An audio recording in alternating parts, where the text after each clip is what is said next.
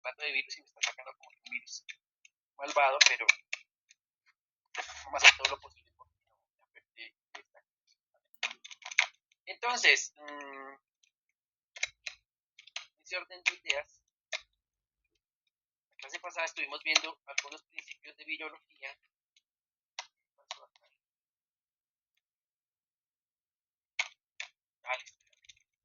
Y bueno, los principios de biología relacionan cuanto a su estructura, ¿cierto? En el entendido en que los elementos más importantes a nivel viral lo constituyen todas las proteínas y glicoproteínas que están en su superficie. Que existen unas glicoproteínas que son muy especiales, que se llaman glicoproteínas tipo spike o espícula, que son las que vienen a evolucionar para unirse ¿a qué? A los receptores que infectan. Recuerden que el virus evoluciona de tal manera que tiene que haber un refinamiento a nivel molecular para la unión del virus a la superficie de la célula y la unión puntual a la superficie de un receptor celular. Generalmente a eso se le denomina en bioquímica docking molecular. Es decir, para que un virus sea efectivo en cuanto a su proceso infeccioso, él tiene que en sus proteínas spike evolucionar de tal forma que se genere un ajuste inducido específico que permita el proceso de infección viral. Nosotros la semana pasada estamos viendo cómo era ese proceso, cómo había un fenómeno de coevolución en donde el virus evoluciona sus proteínas spike a partir de la selección natural positiva, es decir, que los virus, hay muchos defectuosos, pero los virus que van sirviendo se vuelven infectivos, ellos prosperan, vuelven y se multiplican, entonces hay un refinamiento de los mecanismos infecciosos a nivel de superficie celular, ellos van siendo más eficientes, más efectivos, y la célula obviamente va a interactuar fácilmente con el virus, porque recuerden que el virus se une a un receptor generalmente de un señalizador bioquímico, como puede ser, por ejemplo, una hormona. Entonces, el virus reemplaza la actividad molecular de la hormona y genera todo lo que es la activación de la cascada de señalización celular para que digamos así, funcione normalmente. Pero el virus, como engaña el sistema, lo que tiene que hacer el virus es meterse en la célula que infecta para finalmente vincular mediante el uso de unas enzimas específicas, vincular su genoma al genoma viral, al genoma celular, perdón, a partir de allí generar los transcritos necesarios para la producción de copias virales completamente funcionales y digamos que posteriormente llegue a infectar, ¿vale? Veamos ese proceso de unión, que básicamente es una infección viral. ¿En qué consiste? Simplemente en la incorporación de esas partículas virales a través de unos receptores especiales. Después de que cada virus tiene o ha evolucionado sus dominios de proteínas de tal forma que se une de manera específica a un receptor determinado. A partir de allí existen varios procesos. Hay un proceso de penetración o de interacción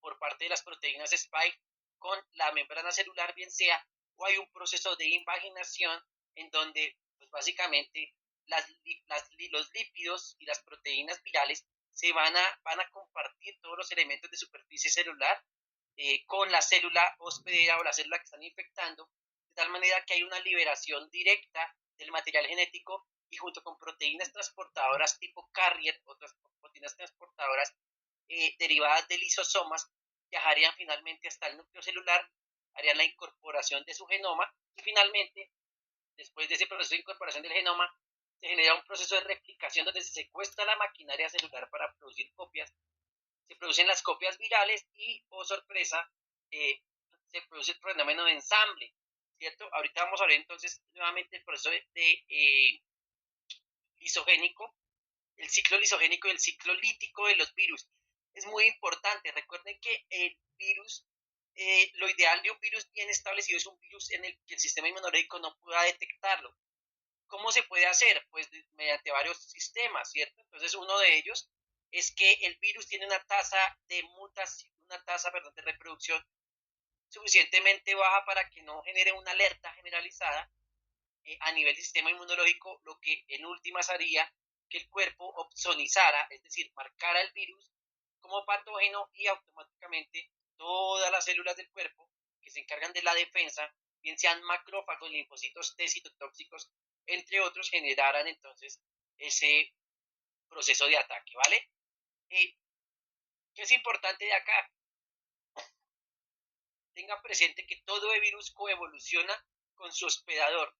Esa coevolución, ¿cómo se manifiesta? La coevolución se manifiesta con la adaptación molecular de las proteínas a las proteínas de superficie o a los ligandos de superficie celular, que en últimas activaría de alguna manera, mediante una cascada de señalización, muchos procesos celulares al interior de la misma, ¿cierto?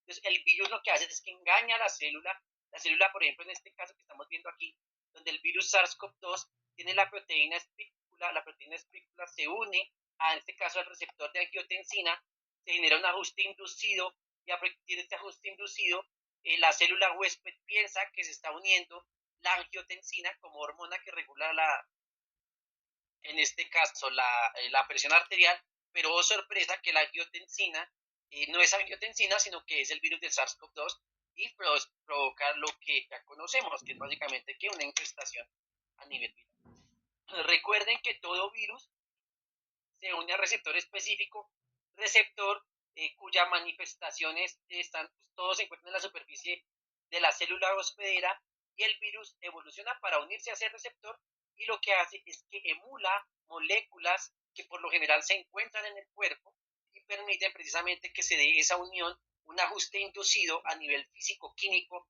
que garantiza que la unión del virus a la superficie celular se dé de manera adecuada, emulando ciertamente lo que serían dichas hormonas o moléculas. Es decir, el virus está engañando a la célula hospedera mediante una transformación de la estructura tridimensional de sus proteínas, la unión de glicoproteínas específicas y la generación de ajustes inducidos que en últimas favorecería esa unión a superficie celular, a receptor y finalmente el proceso de incorporación para secuestrar la función celular, la maquinaria celular, todo lo que sería la replicación del genoma viral, el posterior ensamble en aparato de Golgi, que sucedería posteriormente, y las modificaciones posttransduccionales de las proteínas de superficie del virus, que pues finalmente se había liberado al medio ambiente, ¿cierto? Aquí podemos ver que existen varias formas de ingreso. Una de ellas es con el denominado contacto íntimo, donde literalmente el virus ingresa con su proteína spike, ¿cierto? Y pues digamos que a partir de allí desnuda el material genético, su cápside es eliminada en el proceso. El otro proceso es entrada por fusión directa, en donde como ustedes pueden darse cuenta, en este caso este virus tiene su cápside y además de eso tiene nucleocápside y tiene además una cubierta que es una membrana toda regla, es decir, es una bicapa o monocapa lipídica, ¿vale? Y eso pues generaría finalmente la invaginación y la entrada de la nucleocápside y en últimas la liberación del material genético para secuestrar la maquinaria molecular de la célula. Aquí podemos ver también exactamente el mismo fenómeno en donde pues básicamente se genera una endocitosis. Esto está mediado a dar cuenta por lisosomas, es decir, que la célula piensa en algún momento que está alimentándose o está bebiendo o está material para sus procesos biológicos, pero sorpresa, cuando llega finalmente al núcleo de la membrana celular, entonces se hace la liberación de la nucleocápside con pues la realidad de que no era nada de lo que pensaba la célula, sino que realmente es un material genético foráneo que en últimas permitirá la síntesis de nuevas partículas virales. Veíamos que también existe la manera de verlo, en este caso, como esta micrografía electrónica nos está refiriendo, pueden existir ciertamente varios fases de invasión por parte de la célula a el interior de la célula, perdón, por parte del virus al interior de la célula, en donde pues aquí podemos ver simplemente una micrografía electrónica utilizando diferentes tinciones. Generalmente estas tinciones pues se unen a ciertas moléculas y así pues nos permite observarlo de esta manera, ¿vale? Que es importante entender en cuenta que cuando el virus ya incorpora el material genético, se tiene que después de producir el fenómeno de replicación del genoma viral, la transcripción de todo este genoma viral a un ARN mensajero positivo, que lo vimos en la clase pasada, y finalmente el ensamblaje de la partícula viral a toda regla, donde los constituyentes más importantes son la cápside o nucleocápside, donde finalmente reposará el material genético viral, y las proteínas de unión a superficie celular, que es lo que le da la cualidad infectiva a todos los virus que conocemos. Aquí veamos también cómo sucedía el proceso de ensamblaje al interior de una bacteria. Yo les decía la clase pasada que las bacterias también pueden ciertamente ser infectadas por virus, y esas bacterias van a producir el mismo fenómeno que en una célula eucariota como las nuestras. Es decir, el virus va a entrar, va a secuestrar la maquinaria molecular, va a generar las copias, va a esas copias a convertirlas en RNA mensajero positivo, de allí hará una migración a ribosomas. Los ribosomas se sintetizarían las proteínas, bien sea de la nucleocápside, bien sea de la cápside, bien sea de los receptores o las proteínas basales de unión a membrana celular, para finalmente unirse a la membrana celular que está infectando y hacer pues las cositas que ya sabemos que hacen los virus, ¿cierto? Cositas malvadas, ¿cierto? Recuerden que un virus... Una pregunta, qué pena, Adelante, cuéntame. qué pena interrumpirte. Es que tengo una inquietud y quizás es también asociado a la cuestión de los artículos que nos fueron asignados para el trabajo final. Y es, Ajá. ¿de qué depende que un virus tenga más de un receptor? Que, digamos, lo veo en el caso del VIH, porque hay otros virus que solo tienen uno y ese tiene dos. O sea, ¿qué hace que eso ocurra en un virus? Vale, un virus, como digo, un virus tiene que evolucionar la capacidad de infectar. Entonces, inicialmente puede evolucionar para infectar específicamente solamente un receptor o unirse a un receptor. Pero hay virus que pueden unirse a múltiples receptores. ¿Por qué eso es posible? Porque resulta que como las proteínas de la superficie del virus se pueden modificar a nivel estructural, eso hace que tenga mucho más blancos moleculares. ¿Qué significa eso? Que de alguna manera el virus puede aumentar su variabilidad en su superficie, y eso los hace mucho más contagiosos. Por eso, cuando uno sabe que un virus es más contagioso o menos contagioso, porque se une a más receptores, ¿vale? O identifica como proteína de unión a un mayor número de proteínas de la célula huésped. ¿Qué significa eso? Haz de cuenta que es como tener una llave maestra.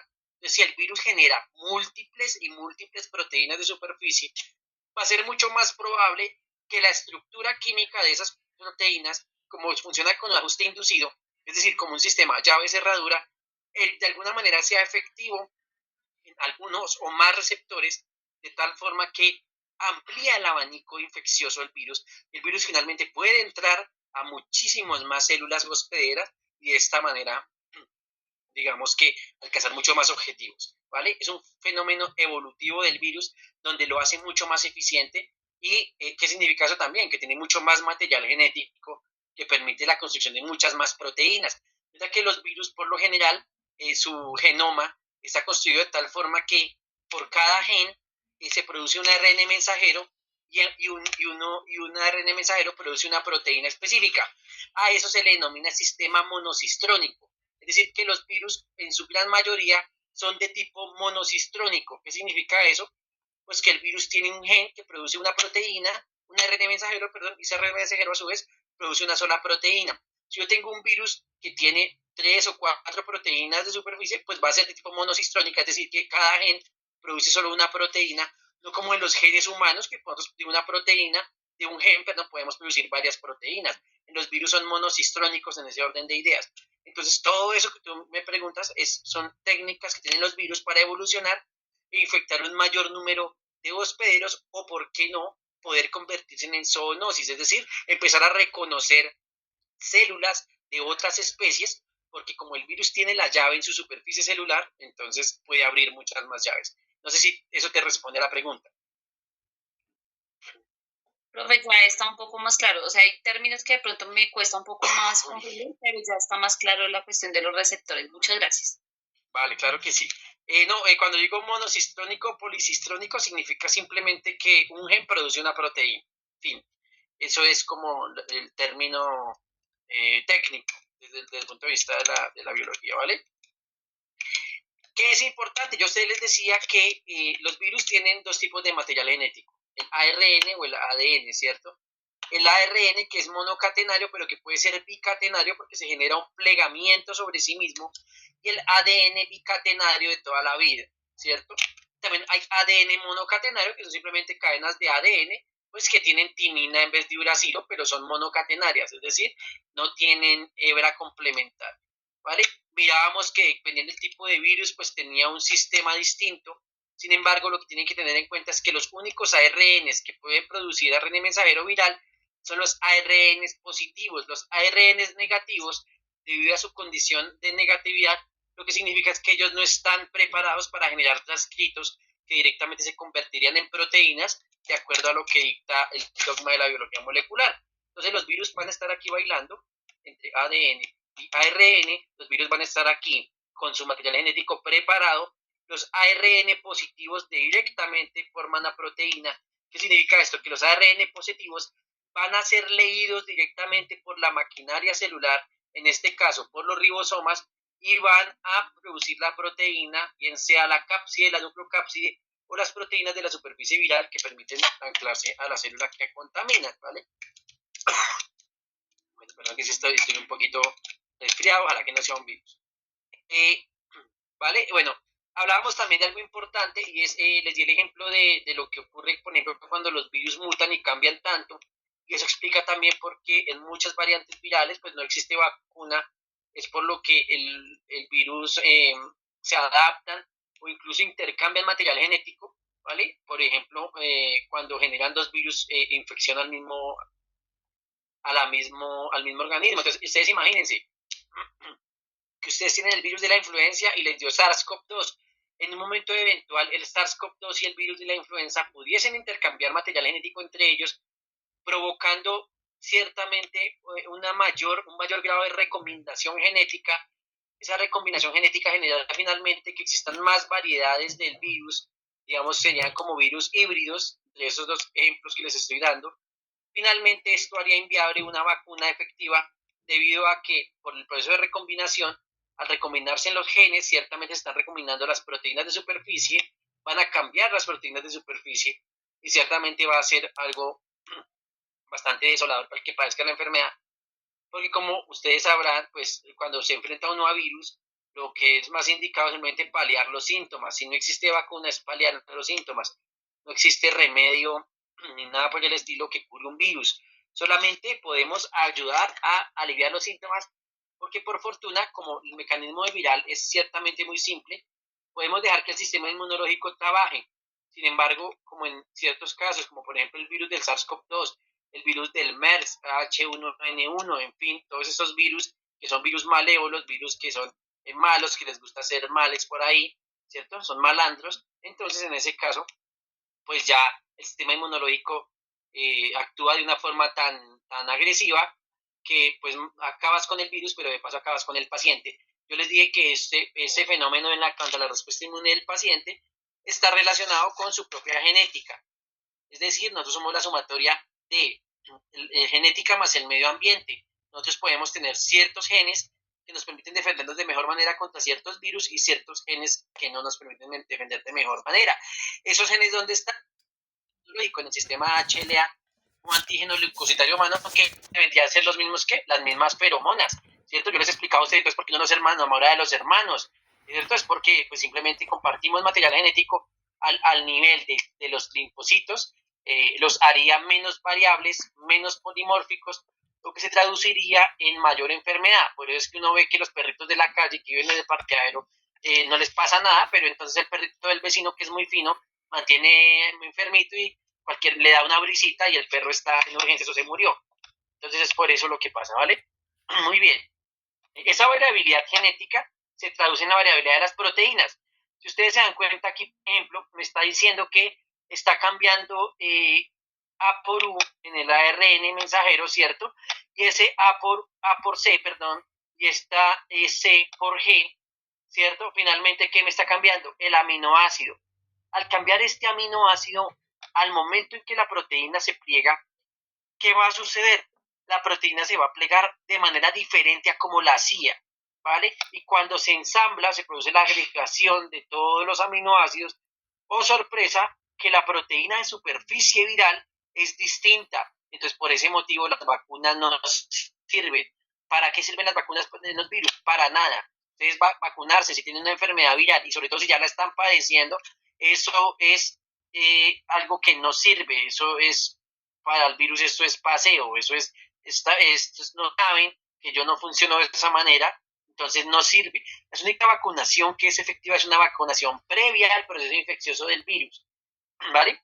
Siempre y cuando el virus que yo esté atacando no goce de esta variabilidad tan alta, ¿sí? Porque son virus que son vivos. Recuerden que estos virus son trampositos, se hacen los tonticos, te sonríen, son los que te piden el teléfono y después te estafan, ¿vale? Entonces, pilas ahí. ¿Listo? Bueno, en cuanto a la multiplicación de los virus, ya saben, el virus ingresa por cualquiera de las vías, ¿cierto? Que mirábamos la clase pasada y que retomamos ahorita hace un momento.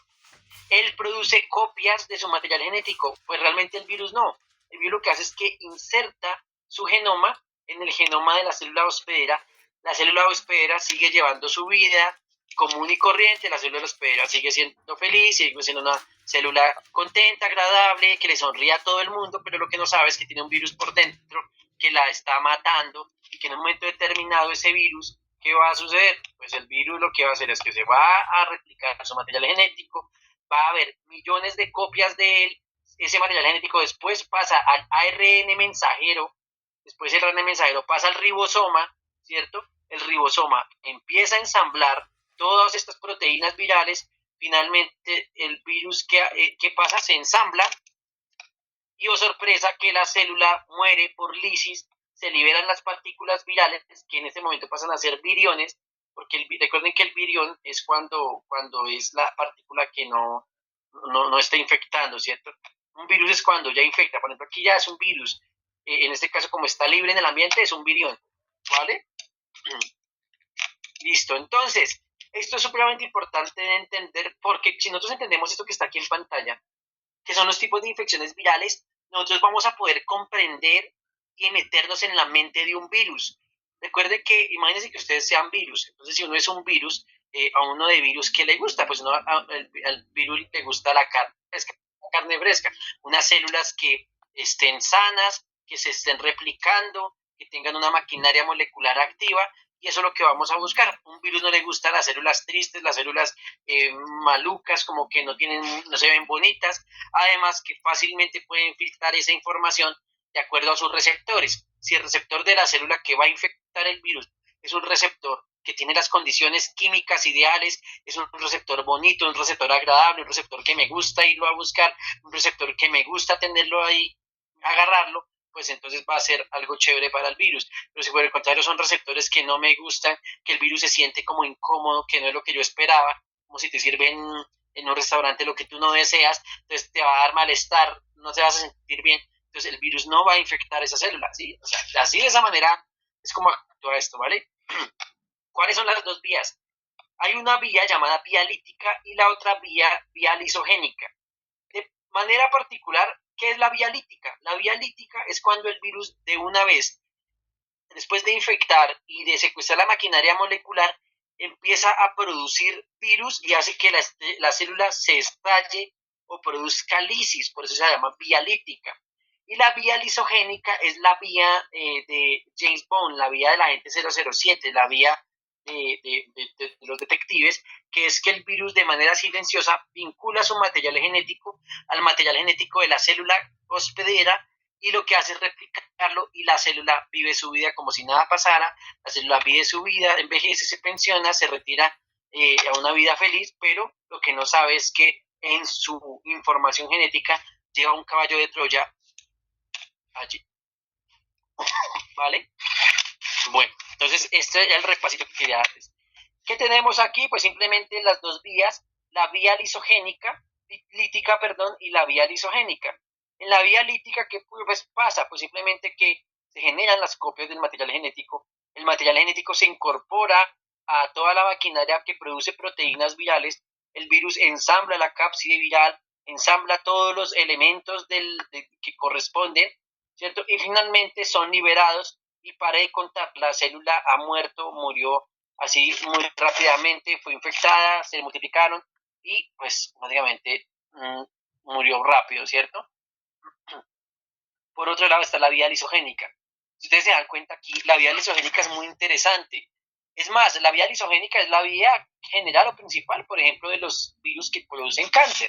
Te van a decir, pero ¿por qué, profesor? Pues simplemente porque como la vía lisogénica va a incorporar dentro del material genético de la propia célula, incorpora material genético propio, la célula se cuenta que se divide y se divide junto con el material genético incorporado.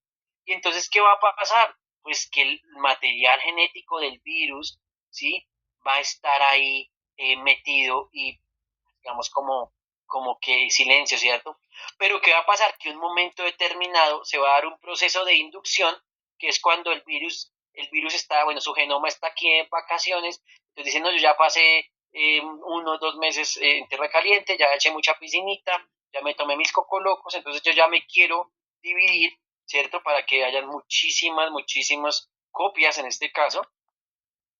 Entonces el virus se divide todos estos elementos, todos esos fragmentos, y todos estos fragmentos finalmente que vienen a pasar a una vía lítica donde se ensambla el virus y el virus finalmente hace que la célula sucumba ante pues tanta cantidad de virus y pare de contar. Para las enfermedades de largo aliento, lo ideal para el virus es mantenerse en vía lisogénica el mayor número de tiempo posible. ¿Por qué razón? Porque es que la vía lítica es una vía muy agresiva, es una vía en donde se ve directamente que el virus a lo que va. Como la vía lisogénica es una vía más clandestina, es una vía donde el virus está más calladito, donde el virus se hace el que la cosa no es con él, ¿cierto? Pero en cambio la vía lítica es directamente, ¿por qué? Porque como destruye las células, inmediatamente las células ellas pegan el grito, pero es que una célula no pega el grito como lo hacemos nosotros, ¿cierto? Cuando ay, te van a robar, no. ¿Cómo grita una célula? Pues empieza a liberar citoquinas, empieza a liberar mensajeros químicos que dicen básicamente, me están matando, estoy muriendo, ayúdenme que me están robando la paz. Y pues efectivamente, ¿qué pasa? Pues llegan todas las células de patrulla del sistema inmunológico y pues de paso acaban con la célula que se quejó, porque pues así es muy triste. Célula que avisa que le están atacando, pues célula que se va muriendo de una vez con avisar, ¿cierto? Y por otro lado, pues ya ocurre que rápidamente todos estos fragmentos también virales que vayan quedando por ahí rezagados van a ser consumidos por los macrófagos con todo lo que es la respuesta inmunológica que veremos en su momento más en detalle, ¿vale? Bien. Entonces, de acuerdo a ese proceso, los virus pueden provocar tumores, ¿cierto? Veíamos que el ejemplo fue con las gallinas, ¿cierto? Cuando el experimento que hizo Peyton Rose cogió sus gallinitas, entonces él prefirió, en vez de ser el caldo para ese día, experimentar con las gallinas.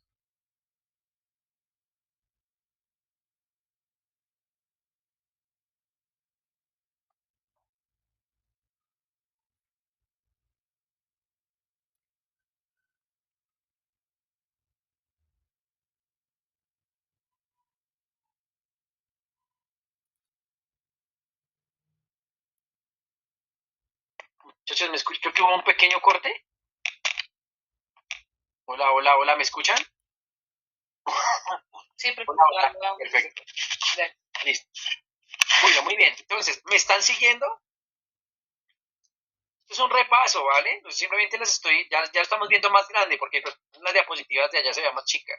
Entonces le estoy repasando simplemente que hay virus que producen cáncer porque secuestran la maquinaria celular. Esto fue demostrado con el experimento de los pollos de Peyton Rose, que en vez del caldito indujo en los pollos que la aparición de cáncer en el pecho, en las alas, y pues sí, simplemente así lo demostró, ¿cierto? Le implicó un premio Nobel.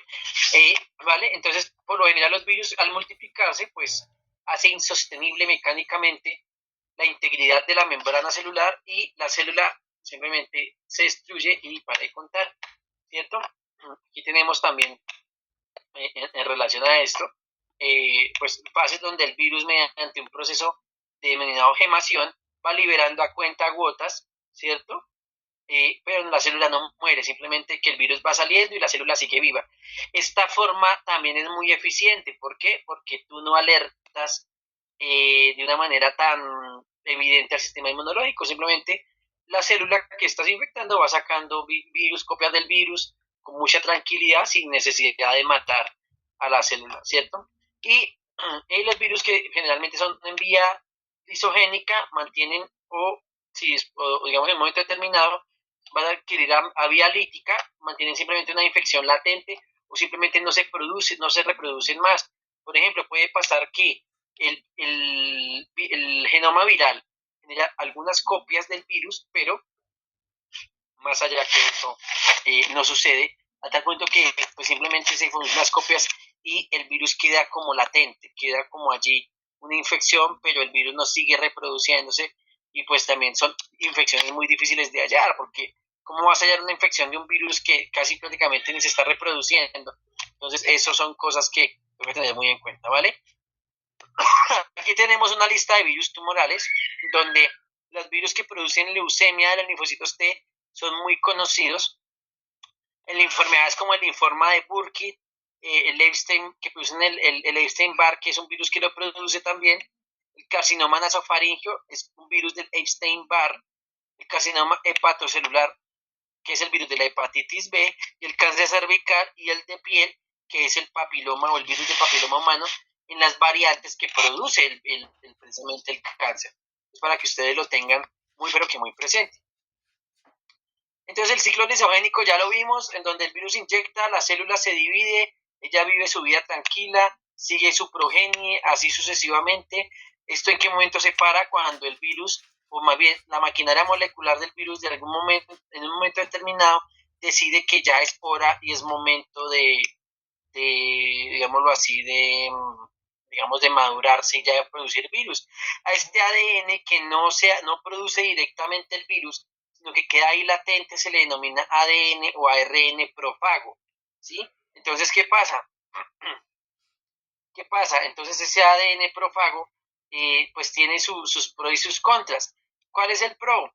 El pro que pues ciertamente el mismo, esto funciona similar a como lo hacen las vacunas de ARN, es decir, como el virus infecta la maquinaria molecular para sacar sus copias, pues es que resulta que debido a que el genoma viral a veces tiene sus errores, yo ya les dije por qué, porque es que el genoma viral es un genoma muy arcaico, muy rústico, ¿cierto? Es un genoma que es, digamos, hecho a la antigua, analógico, donde no hay mucho control, donde se hace como en la época antigua. Entonces se trata que ese genoma, la célula va a producir proteínas virales y en ocasiones produce proteínas sin que se produzca el virus completamente y entonces se está produciendo también cierto grado de inmunidad. Eso es algo que también se ha observado en algunas personas, es decir, personas que se enferman y producen una inmunidad a largo plazo porque incorporan el genoma viral. Y por otra parte, pues está ya la incorporación, digamos, el proceso de maduración completo del genoma viral que finalmente produce los viriones a toda regla. Aquí podemos ver entonces en el ciclo lítico, fase de fijación y entrada, fase de multiplicación, donde simplemente se generan las copias, y lisis y liberación. Ciertamente el ciclo lítico es un ciclo agresivo, es un ciclo en donde no se tiene ninguna consideración con el prójimo, donde se desdeña cualquier derecho de la célula a opinar, porque básicamente es que destruida de manera directa por el virus. Esto que ustedes están viendo aquí también son elementos adicionales o asociados a los virus. Los virus hay estructuras que se denominan priones, que es la enfermedad de las vacas locas. Les decía, probablemente ustedes han escuchado la enfermedad de las vacas locas. Básicamente la enfermedad que consiste, pues simplemente es una alteración neurológica de la vaca, pues por eso es que las vacas locas, si fueran las vacas tristes, pues se serían las vacas tristes, y no el virus de las vacas locas, ¿cierto? Pero ¿qué es lo interesante de acá? Nosotros ya hemos visto los virus que son, tienen sus elementos interesantes, ya sabemos que un virus no está vivo, un virus no metaboliza, un virus simplemente se dedica a reproducirse, a estar por ahí pasándola sabroso, y cuando ve la oportunidad se une a un receptor, infecta la célula, se une a sus copias y pare de contar, ¿vale? Pero aparece un nuevo actor, perdón, este actor, los priones. Los priones es una vaina rara, rara. Antes de seguir con esto que es raro, confírmenme por favor que me están escuchando. Es que estoy en pantalla completa y entonces no sé si me están escuchando, si me están siguiendo.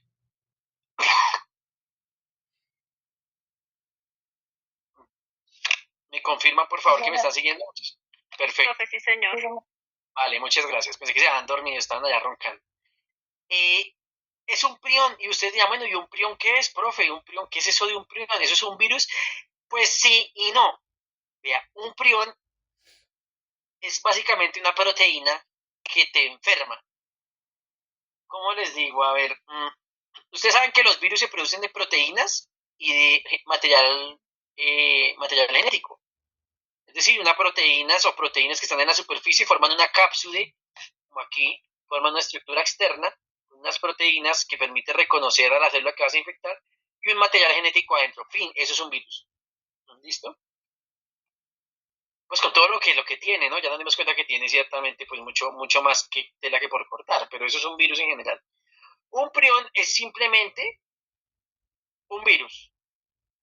Un virus que es una proteína. Es decir, un prión no tiene material genético. Y la primera vez que uno escucha esto, yo la primera vez que yo escuché los priones, yo no podía concebir esto, que cómo era posible que una proteína te infectara, te enfermara, porque pues en mi concepción de la biología era que todos los organismos pues deben tener un genoma para poder infectarte, porque están las instrucciones que permiten que funcione. Si no hay instrucciones, pues ¿para qué? Entonces, ¿este virus qué hace? Resulta que los priones son virus de proteínas que infectan otras proteínas. Es decir, estas proteínas no se unen específicamente a la superficie celular, sino que se unen a proteínas que pueden estar, bueno, pueden estar también en la superficie celular, pueden estar en el material extracelular y entonces hace los tipos, o sea, hace como si fuesen los zombies. Yo les hago una pregunta a los que están en clase, pronto que se ven series de zombies, ¿qué particularidad tiene un zombie? O sea, un zombie, ¿qué pasa cuando a ti te muerde un zombie? ¿Qué pasa? Levante la mano a quien no ha mordido un zombie. A ver, muchachos. A ver, Angie Cepeda, ¿estás por ahí? Sí, señora, acá estoy. Bueno, Angie, cuéntanos, ¿te ha mordido un zombie? Sí. Ok. Bueno, por lo general, ¿qué pasa? ¿Qué pasa cuando te muerde un zombie? Cuando me muerde un zombie, pues no sé, dependiendo, pues obviamente cojo otro tipo de como de forma, se me empiezan a torcer los huesos. Es decir, te vuelves un zombie. Sí. Sí, en resumen, mírese cualquier película de zombies, desde la serie de Walking Dead hasta Guerra Mundial Z y todas las que a ustedes se les ocurra, y si a ti te muerde un zombie, te vuelves zombie. Pues estas proteínas son proteínas zombies. Entonces, bueno, pero ¿cómo es eso? ¿Les gustan los cerebros? No, a las proteínas no les gustan los cerebros. Bueno, o en parte sí, por eso es una enfermedad de las vacas locas. Lo que pasa es que estas proteínas cambian, o sea, llegan a donde las otras proteínas y cambian su forma, su estructura para volverse una proteína infectada. Bueno, en este caso una proteína alterada, ¿vale? Es decir, son proteínas que cogen otras proteínas para volverlas priones. O sea, prión es equivalente a un zombie. Y en ese orden de ideas, así funciona esto. Ahora yo tengo una pregunta. Ustedes, cuando escuchan en las películas el famoso paciente cero, ¿eso qué significa? En una película de zombies o donde haya una epidemia, ¿qué es el paciente cero? ¿Qué es el paciente cero cuando escucha uno una película, una epidemia o una pandemia? A ver, vamos a preguntarle, por ejemplo, a Carolina Sacristán. Hola Carolina, ¿cómo estás? Muy buenas tardes. ¿Cómo te ha ¿Cómo va ese viernes?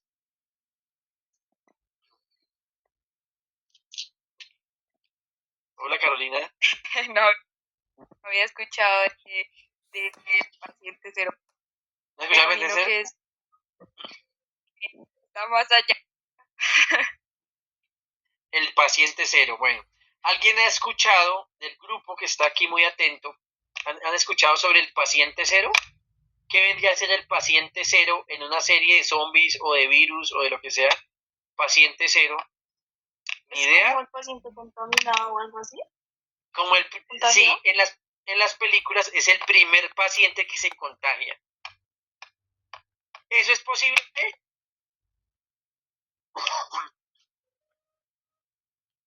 ¿El paciente cero realmente existe para provocar una epidemia? Claro. Sí, no, ¿y por qué?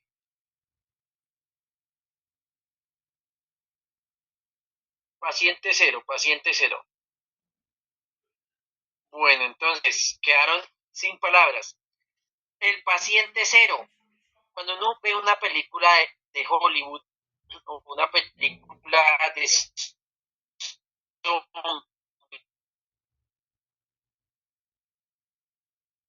zombies, o una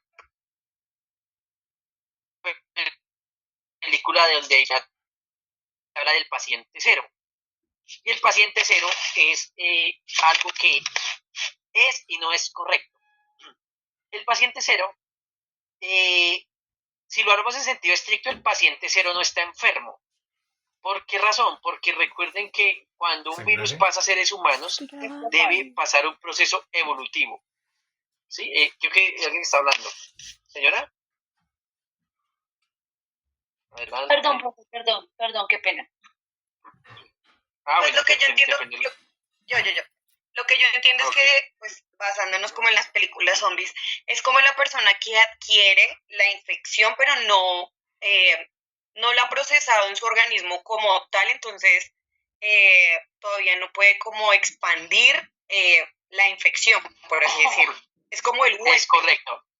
Es correcto, sería el primer huésped. ¿Se acuerdan que la clase pasada yo les decía que el virus que infectaba al murciélago y se enamoró de una célula humana, pero que no sabía cómo hacerle porque la célula humana hablaba en chino mandarín y el virus del murciélago hablaba español? Entonces, es por ese motivo. El paciente cero realmente no es el paciente porque, digamos, el paciente cero está sano. Un paciente cero está sano, un paciente cero no va a estar enfermo. ¿Por qué razón? Porque es que apenas es la primera vez que entra en contacto con el virus. Entonces, como es la primera vez, el virus todavía no se ha adaptado químicamente a infectar seres humanos. Es más, el virus es todavía un extraño. Eso es como cuando ustedes, por ejemplo, no sé, cuando ustedes vayan, por ejemplo, a la China o se vayan por allá a la India, y entonces les ofrezcan comerse un rico y delicioso omelette de perro ahumado. Ustedes van a decir en ese momento, uy, no, qué asco, un perro ahumado, guácales.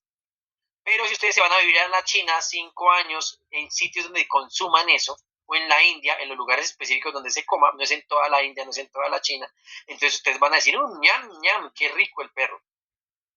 Lo mismo pasa con los virus tienen que adaptarse. Entonces, el paciente cero es un concepto que las películas de Hollywood lo muestran como un paciente ya enfermo que infecta. Y eso no es posible porque el virus tiene que evolucionar tanto en el paciente contaminado como en el proceso en el que el paciente transmite la infección a otras personas. Cuando eso ocurre de manera específica, de manera seguida, contamina a un paciente, se contamina el otro paciente, se contamina el otro paciente, y así sucesivamente, lo que va a pasar es que le da tiempo al virus de adaptar sus proteínas de superficie celular de unión a superficie celular, es la palabra correcta, adapta sus proteínas de unión a superficie celular para finalmente que generar de manera eficiente y exitosa un proceso infectivo de toda regla. ¿En qué momento se va a producir la enfermedad en el paciente? Cuando se produce un fenómeno de inmunogénesis, es decir, cuando las proteínas del virus al presentarse en el cuerpo, en el huésped, genera proceso inmunogénico, es decir, son proclives a que los receptores de los macrófagos y las células dendríticas los reconozcan y generen o desencadenen una respuesta inmune, bien sea un proceso inflamatorio con la posterior liberación de anticuerpos. ¿Me siguen? ¿Entienden lo que es un paciente cero? ¿O no entienden lo que es un paciente cero? Paciente cero no es el paciente, no está enfermo. Para que el paciente se enferme deben pasar mucho tiempo. Por eso cuando empezó la pandemia del COVID-19 estaban buscando dónde había sido, casi la gente que estaba buscando en dónde había sido el restaurante donde se habían comido el rico y sabroso murciélago, aunque ya sabemos que fue de un pangolín a un humano, es decir, que comieron fue pangolín, no murciélago, y se pensó que era murciélago, pero ¿qué pasa? En ese orden de ideas, pasar directamente de murciélago a humano no es viable. ¿Por qué no es viable pasar de murciélago a humano? Por la misma distancia genética. Es más difícil de murciélago a humano, es más difícil para un virus de murciélago pasarse a un virus de humano, a menos que seas Drácula o seas protagonista de la serie Crepúsculo. En esa serie sí que puede enfermarte un murciélago si te pica y te vuelves que un vampirito, ¿verdad? Pero en la vida real eso no ocurre, los vampiros son de la ciencia ficción. ¿Me siguen? Listo. Y entonces tenemos los famosos viroides. Los viroides son los de los barrios pobres de los virus. Los viroides es básicamente el que vive mucho en la pura indigencia. Es decir, un viroide es simplemente un material genético foráneo que está por ahí buscando quien lo adopte. Pare de contar. No puede infectar, no infecta de manera específica. Sin embargo, hay algo que ocurre en nuestras células y es algo interesante. Resulta que hace años, aproximadamente en el año 1996, un grupo de científicos que no tenían mucho internet y muy frikis ellos, empezaron a investigar y se dieron cuenta que al parecer existían unos fragmentos de ADN y ARN en el genoma humano que le denominaron genes saltarines, es decir, con genes que han observado fragmentos pequeños del gen, de esos genes, en otros cromosomas o en otras porciones del genoma, pero no tienen ninguna función y lo que parece ser es que esos fragmentos del genoma no tienen ninguna función, pero sí tienen la capacidad de pasarse de uno al otro lado del genoma. A esos genes saltarines, digamos, los más adiestrados en los conceptos técnicos, les denominan los famosos transposones. Los transposones son como material genético que brinca para aquí, brinca y brinca, así como el que le gusta hacer brinconcito, ¿sí? Son material genético brinconcito que se la pasa de un lado para otro, pero no tiene mucha función biológica. Los viroides podríamos asociarlo como que son moléculas de este estilo, generalmente son de RNA, bueno, digamos de facto son de RNA, y ciertamente ellos buscan como en dónde meterse, pero lo que les digo, no tienen nada, viven en la pobreza absoluta, necesitan apoyo de todas las instituciones públicas, ¿vale? Listo, muchachos, hasta aquí han entendido virus. Digan, sí, profe, hemos entendido. No, profe, no he entendido nada, no sé ni en qué clase estoy. Por favor, una opinión. Sería importante para saber. A ver, preguntemos al azar, a ver. Por ejemplo, Kevin. ¿Qué tal, Kevin? ¿Cómo va todo?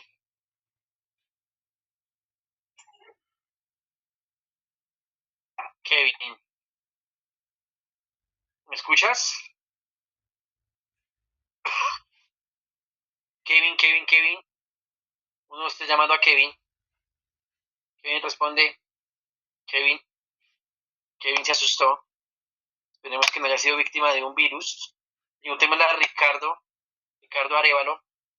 Ricardo, buenas tardes, ¿cómo estás? ¿Desde qué barrio te comunicas? Toca como en la radio, para que hable.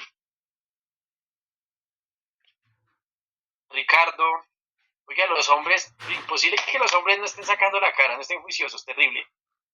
No. Es que la señal No, también debe estar. No, la señal no es. A ver, vamos a ver una chica, a ver, al azar. Voy a ver, preguntémosle a Laura Quevedo. Hola, Laura. Laura, muy buenas tardes. Laura me dejó quedar mal, ¿sí ves, Laura? Hola, profe. Vea, sí, sacaste la cara aquí por tus compañeras. Los compañeros le deben dulce a todas las compañeras del curso. Laura, ¿sientes que comprendes los virus o que ya entiendes cómo funciona un virus? Pues que le digo, más o menos, ahí voy Más entendiendo. o menos. Ok, el tema no es fácil, muchachos. O sea, yo Porque estoy es que en consciente unas de partes que, lo escuchaba entrecortado, no sé si era mi internet o era el suyo. quién sabe, pues yo los escucho muy bien, pero bueno, yo sé que estos temas a veces son un poco complejos cuando uno apenas se está enfrentando a ellos, pero lo que me interesa de manera general es que hubiesen comprendido, en general, cómo es un virus y cómo funciona. O sea, qué es un virus y cómo funciona, y entender que ellos no son organismos vivos que mientras que existen se dedican a infectar, y eso es todo lo que hacen, no hacen más, solo infectar, infectar, infectar, ¿vale? Entonces es Tengo eso. entendido, profe, lo que usted dice es pues que el virus, que es un agente infeccioso, ¿verdad? Y que tiene, como no tiene vida propia, necesita de un huésped, como usted lo decía, para poderse replicar y pues hacer como su propagación. Después de eso, pues ya empieza como a desencadenar, eh, sí, como el virus, por así decirlo, ya como tal, y es lo que ya pues genera la enfermedad, creo yo. Exactamente, así es. Sí, igual necesitamos conocer algunos conceptos de inmunología que nos permitirá conocer mejor acerca de cómo es la respuesta inmune frente a los virus, pero lo importante es entender que los virus son patógenos que están allí presentes, que han provocado epidemias, graves epidemias, y que han diezmado incluso la humanidad. Sin ir más lejos, en el 2019 se dio la mayor pues, epidemia de la historia en cuanto a muertes en un poco periodo de tiempo, que es la gripe española, donde pues murieron prácticamente 30 millones de personas, que hablando de hace un siglo, eso es mucha gente. Eso prácticamente es es de que una de cada 5 personas vivas en esa época murió por la gripe española, así que des en cuenta de lo grave que es ese virus, y pues que han estado presentes siempre, ¿cierto? Todos hemos padecido con estos virus, hemos sufrido, de pronto alguno ha perdido incluso hasta un ser querido por causa de un virus. Es algo con lo que toca aprender a vivir, porque tristemente los virus están desde mucho antes que estuviésemos los seres humanos. Así que simplemente, ¿qué podemos hacer? Paliar los síntomas y tratar de llevar hábitos de vida saludables para cuando nos enfermemos, que los virus no nos den tan duro. Esa es la única forma de enfrentarse uno a los virus siempre están, en su cuerpo todo el tiempo están, ustedes en ese momento tienen virus que probablemente estén evolucionando, estén desarrollándose, alguno de ustedes se contagió esta semana y no se ha enterado, otro está saliendo de una gripa, otro tiene un sarpullido, otro tiene una enfermedad distinta. O como yo, eso fue mal de ojo, eso no fue un virus, mal de ojo, ¿cierto? ¿Listo? Bien, muchachos, entonces eso en relación a los virus. Vamos a ver de manera muy sucinta, es decir, los aspectos importantes, cómo se diagnostica una enfermedad viral. Entonces, una enfermedad viral, les pregunto, ¿ustedes cómo creen que se diagnostica una enfermedad viral? O sea, eso cómo funciona ese tema, una enfermedad viral. ¿Cómo se diagnostica una enfermedad viral? ¿Qué hace el médico para diagnosticar una enfermedad viral? ¿Simplemente te dice escupe acá o qué? Yo ¿Cómo creo lo que hace? determina primero los síntomas que refiere el paciente para poder definir o digamos que guiarse sobre qué laboratorios ordenar, pero digamos que los síntomas pueden ser la pauta inicial para poder, digamos, entender si es un virus, si es una bacteria, si es un hongo. Creería que se puede basar inicialmente en eso para el diagnóstico. Así es, utilizando una serie de pruebas que permiten clasificar si es virus, bacteria, hongo o parásito, ¿vale?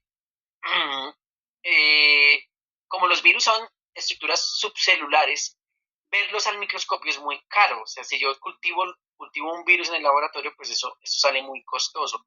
Lo que yo puedo hacer es utilizar técnicas indirectas que me permitan a mí determinar que existe el virus allí.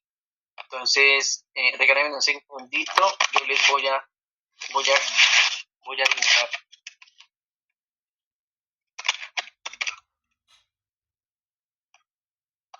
Creo que están viendo mi pantalla, estoy navegando en Google. No, profe. ¿Están viendo mi pantalla? Ah, ok, esperen un segundito. Ya les voy a compartir. Quiero que entiendan una cosa fundamental, esencial, que es fácil de entender, por eso voy a dibujar unos monitos aquí, para que ustedes nunca se les vaya a olvidar, ¿vale? Entonces, aquí un segundito, listo. Voy a quitar que hay una pizarra nueva.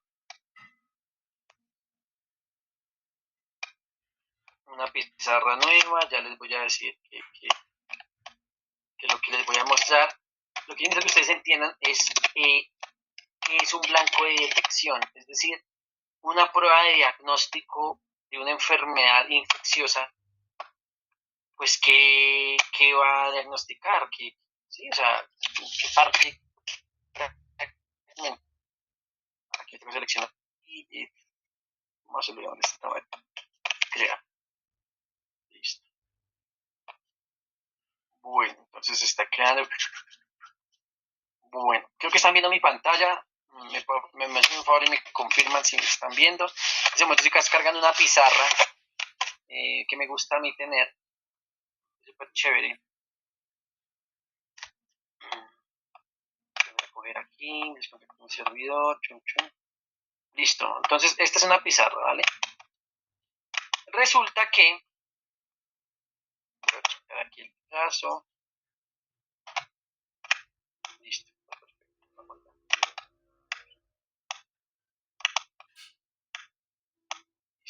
Ay, se me fue la mano. Bueno, entonces, pilas acá. Resulta que si yo veo un virus, voy a pintar aquí un virus. Vamos a poner que esto que estoy dibujando aquí es un virus, ¿listo? Entonces es un virus a toda regla, ¿vale? Entonces estoy haciendo sus proteínas y esa es su cápside. Y al interior del virus estará el material genético. El material genético del virus. El material genético del virus estará aquí presente. Voy a hacerlo como una espiral. ¿Listo? Bueno. Entonces, tengo el virus y el material genético del virus. Todas las pruebas de diagnóstico, y eso tienen que ustedes nunca olvidarlo en el resto de su existencia, todas las pruebas de diagnóstico viral se van a enfocar en tres elementos principales. El primero de ellos es yo poder ver de manera completa el virus completo. Es decir, métodos observacionales, ¿vale? Ahorita ya lo vamos a ver cuáles son. El otro elemento fundamental es poder observar o detectar las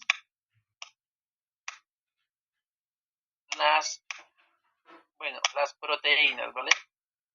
Si no me demoro aquí 3 horas escribiendo, las proteínas del virus.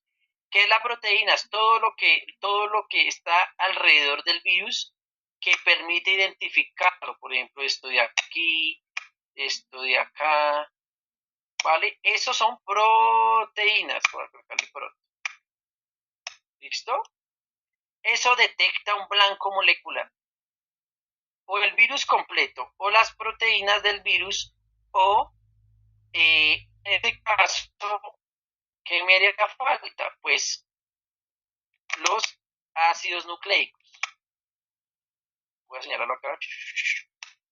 Esto que es los ácidos nucleicos, es decir, ADN y ARN.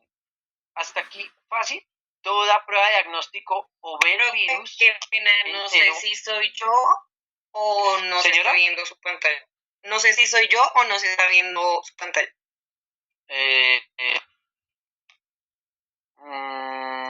Espérame, yo voy a compartir y vuelvo a compartir. Espérame un segundito.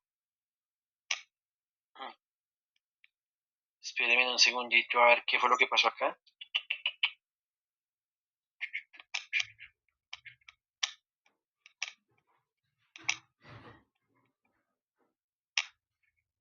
Aquí están viendo mi pantalla. Muchachos, ¿me pueden confirmar, por favor? Les agradezco mucho. Sí, profe, Sí, sí, señor. señor. Sí, señor. ¿Están viendo esta obra de arte que hice? De Sí, Picasso. señor. Sí, profe. Vale, genial, muy bien. Está muy bien que sepan apreciar el arte cuando lo ven. Nuevamente, ¿qué detecta? O yo puedo detectar el virus completo con todo su cuerpecito así como es, ¿cierto?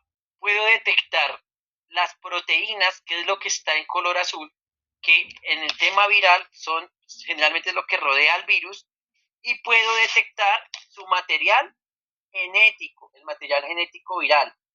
Para cada cosa de esta existe un grupo de técnicas de diagnóstico que se vale de diferentes protocolos metodológicos. Esas técnicas de diagnóstico nos permitirán ciertamente identificar si existe o no el virus. ¿Por qué mejor son las técnicas de diagnóstico que detectan ácidos nucleicos o proteínas? Porque son baratas, ¿vale? Yo les voy a mostrar la próxima clase que nos veamos rápidamente una prueba rápida de laboratorio para detección viral, que eran las famosas pruebas rápidas cuando la pandemia del COVID-19. Esto en relación a el virus en sí, pero resulta que existe otra forma de detectar, voy aquí a dibujar, que es directamente una detección de de nuestro paciente. Pregunta del millón. Una pregunta, muchachos. ¿Qué produce mi cuerpo para defenderse de las infecciones? ¿Cuál es el elemento que produce mi cuerpo para defenderse de las infecciones? A ver. Células blancas. ¿Los qué? ¿Los qué?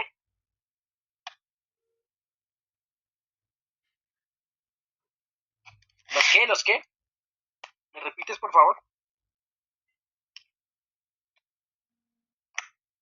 ¿No son los linfocitos T? No hablo de células, hablo de una cosa, de una molécula proteica. Los anticuerpos, muy bien, los anticuerpos. Volvemos aquí a mi dibujo de Picasso, ¿sí? ¿Vale? Esto es una obra de arte. Los anticuerpos, ¿cómo es un anticuerpo? Pues un anticuerpo, igual esto lo veremos en Inmuno, cuando veamos Inmuno. Un anticuerpo es básicamente una letra Y, donde está una fase que es constante, que es esto de aquí, o sea, esto de aquí no cambia. ¿Por qué no cambia? Porque pues, ciertamente evolutivamente no tiene por qué cambiar, porque no participa en el reconocimiento de los patógenos, pero sí que va a cambiar. La fase variable, que también se le denomina cadena alfa, es esta de aquí o también esta de aquí. Estas dos sí que pueden cambiar y se van a adaptar dependiendo del patógeno. Entonces, es muy simple. Yo puedo sacarle una muestra al paciente, ¿cierto? Y a partir de esa muestra del paciente, poder determinar si existen los anticuerpos necesarios, ¿vale? Para contrarrestar esta enfermedad infecciosa. Entonces yo no tengo que ver el virus, sino los anticuerpos. ¿Cuál es la ventaja de esto? Para yo detectar el virus, tanto en su material genético, bien sea por una técnica de PCR, o el material de proteínas, bien sea por una ELISA o un inmunoensayo específico, o bien sea por una micrografía electrónica que me permita a mí separar las partículas virales completas, aquí yo tengo que tener el virus en mi muestra, el virus tiene que estar presente. Pero ¿qué pasa? Yo con los anticuerpos no tengo necesidad de detectar si el virus está. Puede que el virus ya no esté, que mi paciente está ya en la parte final de su recuperación por la enfermedad viral. Pero lo que sí puedo detectar son los anticuerpos haciendo un estudio o un análisis que se denomina panel de anticuerpos. El panel de anticuerpos me permite a mí determinar si el paciente ha estado expuesto a los antígenos de diferentes patógenos.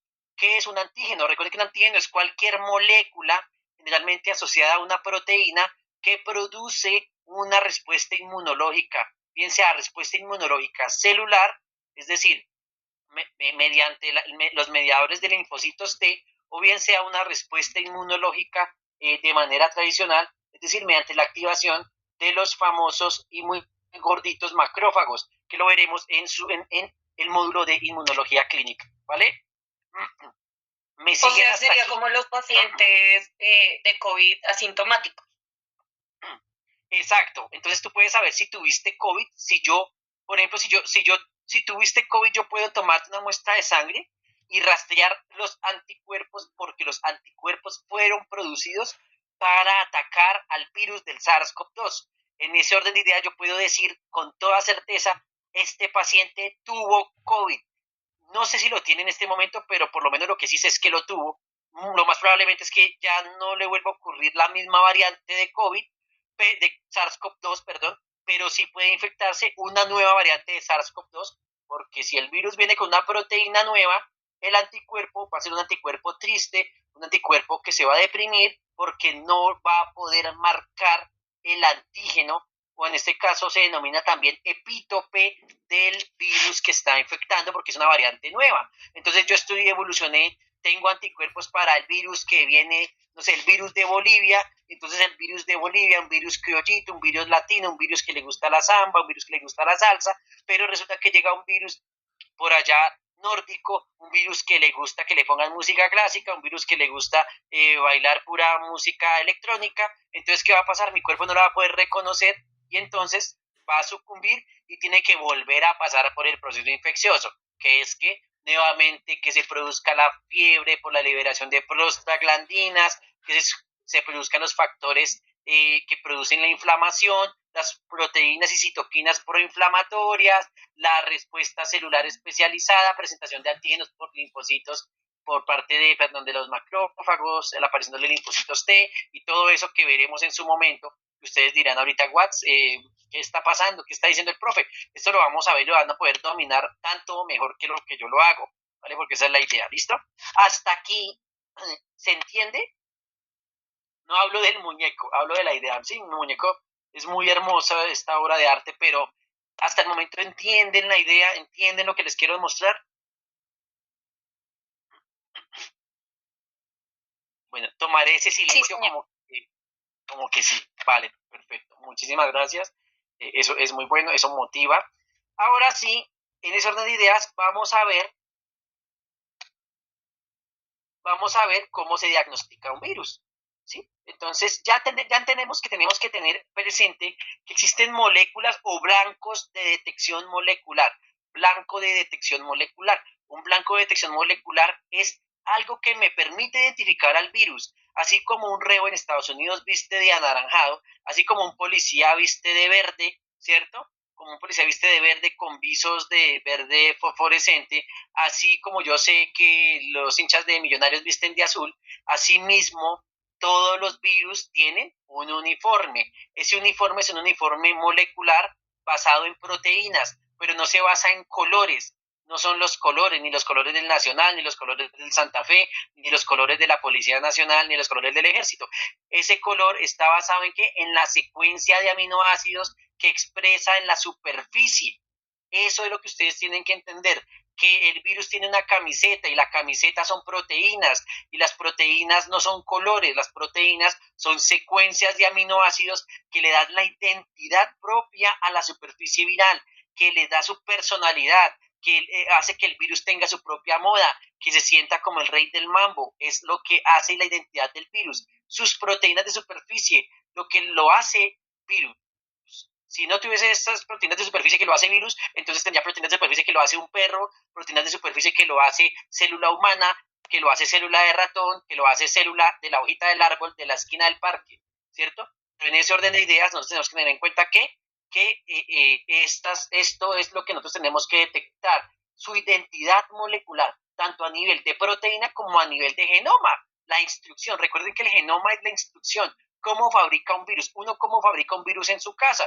Pues la instrucción es muy sencilla, simplemente hay que saberse los nucleótidos. ATCC, CGTT, GTT, TCC, TTA, ahí ya con lo que les dije pueden fabricar un virus en casa simplemente. ¿Por qué? Porque tienen la instrucción, el instructivo, así como dice cómo armar un armario, cómo hacer una carne a la parrilla, cómo hacer una sopa, no hay qué, así mismito, hay un protocolo para poder fabricar un patógeno, es decir, su instrucción. Vamos a detectar su instrucción, bien sea a nivel de genoma o a nivel de proteoma o de transcriptoma, es decir, las proteínas, todas las que tiene, ¿vale? Cuando uno va a diagnosticar a un paciente, recuerden que uno tiene que tener en cuenta dos elementos fundamentales. Uno son los signos y los otros son los síntomas. Entonces, ahí donde va la pregunta para mis estimados y queridos y los mejores estudiantes de microbiología del viernes, ¿cierto? Que son los mejores, los más pros.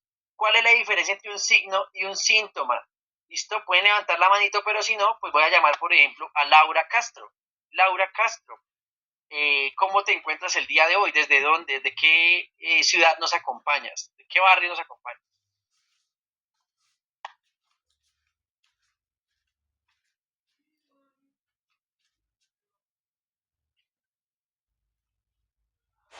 Yo no sé, yo no la escucho, no sé si soy, yo no la escucho, muchachos. ¿Será que yo no la escucho o ustedes no la escuchan? Bueno, Laura, muchas gracias por tu participación, fue muy enriquecedora. Vamos a llamar, por ejemplo, se están buscando que les haga, mejor dicho, de chancla en clase. A ver, Margie Sandoval. Hola, ¿cómo estás?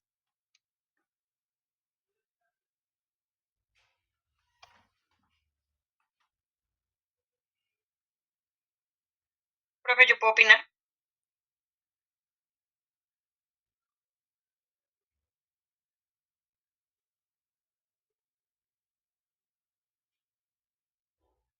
Profe, ¿tiene el micrófono apagado?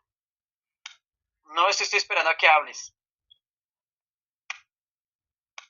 Diferencia entre signo y síntoma. A ver, primera Pues clase de una carrera en salud. Pues lo que yo tengo entendido es que pues el signo es como lo que el médico, o por lo menos en este caso uno como enfermero, puede observar ante el paciente, como por lo menos tiene las piernas inflamadas o si está con enrojecimiento, y el síntoma ya es la sensación que tiene el paciente como tal. Así es, muy bien. Los síntomas es lo que manifiesta el paciente. Los signos los que no permite bien sea observar o bien sea utilizar pruebas o por lo menos parámetros fisiológicos. Y ya, pues para detectar los signos de manera sofisticada, pues estarían las pruebas de diagnóstico. Muy bien, estamos muy bien. ¿Listo? Entonces, bueno, volvemos a la diapositiva de diagnóstico viral. Ya sé, como más de uno no está, entonces imagínense que va a preguntar en la sustentación de los artículos puro diagnóstico viral. Bueno, de acuerdo a uno, pues para poder hacer un diagnóstico necesita una muestra, ¿cierto? Porque pues entonces, ¿cómo vas a hacer el diagnóstico? Entonces, en ese orden de ideas, aquí ustedes pueden ver en esta tabla, una tabla muy sencilla, donde podemos ver, por ejemplo, que el tipo de muestra orina, ¿vale? Y entonces la técnica de extracción es una muestra limpia y sonda, ¿sí? Líquido cefalorraquídeo, entonces una punción lumbar para ciertos tipos de virus, ¿vale? Por ejemplo, en orina es muy infrecuente observar virus dentro de la orina, porque por lo general lo que se hace es que se toma la materia purulenta, ¿vale? No la orina clarita en sí, no permite evidenciar fácilmente los virus, sobre todo porque si yo quiero hacer una técnica como la PCR, que ahorita la mencionaremos y la miraremos, yo no puedo hacerlo de manera muy específica, no me permite tener suficiente muestra, ¿vale? Lo líquido amniótico, punción para la parvovirosis, por ejemplo, lo que es el hisopado nasal o el hisopado faringio, ¿cierto? Entonces, pues se tiene en cuenta para muestras con muestras de esputo, aspirado, para ejemplo, pues virus que sean respiratorios, como rinovirus, adenovirus, las heces, el tipo de muestra heces, pues es para hacer una técnica denominada el coprológico y para detectar rotavirus, ¿cierto? Que son virus que les gusta vivir allí, pasarla sabroso. El hisopado ocular para mirar adenovirus, ¿vale? Y virus del herpes simple también, en el suero también, venopunción y centrifugación, ¿vale? Para aquí mirar pues varios virus, estos son arbovirus, pueden ser virus VIH, virus del VIH, virus de la hepatitis B, ¿cierto? Otros líquidos como el pleural o el pericardial se hace por aspirado, ¿vale? Y finalmente en la saliva el virus de la rabia, ¿vale? Entonces, yo puedo hacerlos, esa detección, digamos que todo lo que ustedes ven aquí básicamente se resume en lo que yo les pinté en mi obra de arte. Ustedes pueden hacer detección directa o indirecta de virus. Por lo general, la detección directa es una detección que me permite a mí pues evidenciar que está presente el patógeno, ¿cierto? Y la detección indirecta me permite a mí, por ejemplo, detectar que existen anticuerpos, por ejemplo, en el caso de la prueba de ELISA. Como el virus no está, pues es indirecto. Yo detectando que está el ELISA, que tengo una prueba de ELISA, si me da positivo, es que el paciente o tiene el virus o lo tuvo, ¿cierto? Y en el caso directo, pues, por ejemplo, una ELISA directa que me detectaría que la proteína viral, una PCR que me detecta que el genoma viral, una microscopía electrónica que me detecta que todo el virus como es, con todo su cuerpecito, ¿cierto? Un aislamiento de cultivo celular, ¿por qué? Porque es que yo no puedo coger los virus y tenerlos ahí directamente y ponerlos para una foto. Ellos no se dejan ver así. Me toca cultivar el virus en el laboratorio. El virus solito no se va a poner para la foto, tiene que crecer al interior de la célula, tiene que propagarse, tiene que haber un número mínimo al interior de la célula. Y solamente así es que el virus va a poder ser detectado. Un virus tiene que cultivarse, un virus no puede escogerlo directo, ¿vale? ¿Por qué razón? Porque es que ellos son muy pequeños. Recuerden que hay virus del tamaño de un ribosoma, ¿sí? Eso no es como yo coger un grano de sal, ¿vale? ¿Me están Profe, siguiendo, muchachos? o sea que por eso es Sí. que solo una preguntilla. Sí, sí. Ya. Sí, adelante. Decía, o sea que por eso es que cuando muestran, envían por lo menos los laboratorios clínicos, mandan urocultivos o coprocultivos y por eso se demoran tanto, ¿verdad? Para esperar a que crezcan. Es correcto, porque es que cuando generalmente mandan urocultivos, pues es para detectar presencia, sobre todo de bacterias. Bacterias porque es mucho más eficiente hacer una PCR viral. Si, por ejemplo, si la persona tiene una enfermedad, digamos, asociada, digamos, de transmisión sexual, digamos, un herpes o un virus del papiloma humano, etcétera. Entonces, en ese caso es mucho más viable, de acuerdo a su sintomatología, hacer una PCR. Pero cuando se hacen cultivos, bien sea urocultivo o un coprológico, un cultivo de heces, generalmente es para la confirmación de bacterias u hongos, porque ellos requieren un mayor volumen, número uno. Número dos, que es que hacer PCR es más caro, es mejor hacer o pruebas rápidas o hacer cultivos. Y como estamos en Colombia, pues adivinen aquí qué es lo que hacemos. A nosotros nos gusta la economía, ¿cierto? La cosa baratica, el 2x1, la promoción. Pues así mismo funciona el sistema de salud. ¿Qué nos gusta hacer? La pruebita barata, el cultivo, etcétera. Pero entonces si habla uno de hacer una PCR, una pirosecuenciación o secuenciación de genoma viral, entonces ¿qué pasa? Pues los hospitales van a brincar, ¿cierto? Pero ¿cómo así? Si a nosotros nos gusta comer aquí arroz y agua panela, no nos gusta comer así carne fina, entonces así funciona. Yo les estoy diciendo así de manera coloquial, pero es para que ustedes entiendan más o menos cuál es el fundamento. Estas son técnicas baratas, técnicas que se puede usar, las técnicas del pueblo, que cualquier laboratorio de barrio, laboratorio de cualquier sitio o pueblito, por más pequeño que sea, pues lo puede hacer. Son pruebas donde tú las compras, agita, revuelve y listo. Pones en contacto la muestra con la prueba rápida, esperas 2 minuticos como una prueba de embarazo, sale que ok, bien, chévere, estás enfermo, si no, pues no estás enfermo de eso, y pare de contar, ¿vale? Las pruebas inmunohistoquímicas o las pruebas, por ejemplo, por fluorescencia como IFI, las ELISAs indirectas, ¿vale? Y todas estas pruebas como la de MECHA y HA son pruebas que son ensayos asociados o sea, son indirectos, es decir, que no me permiten detectar a mí la presencia del patógeno en sí, sino solamente su rastro. Se utiliza más que todo en investigación, porque es que yo no puedo decirle a un paciente, señor paciente, usted está enfermo porque tiene un rastro, parece que está enfermo porque tiene un rastro. No, yo tengo que darle a él un diagnóstico certero.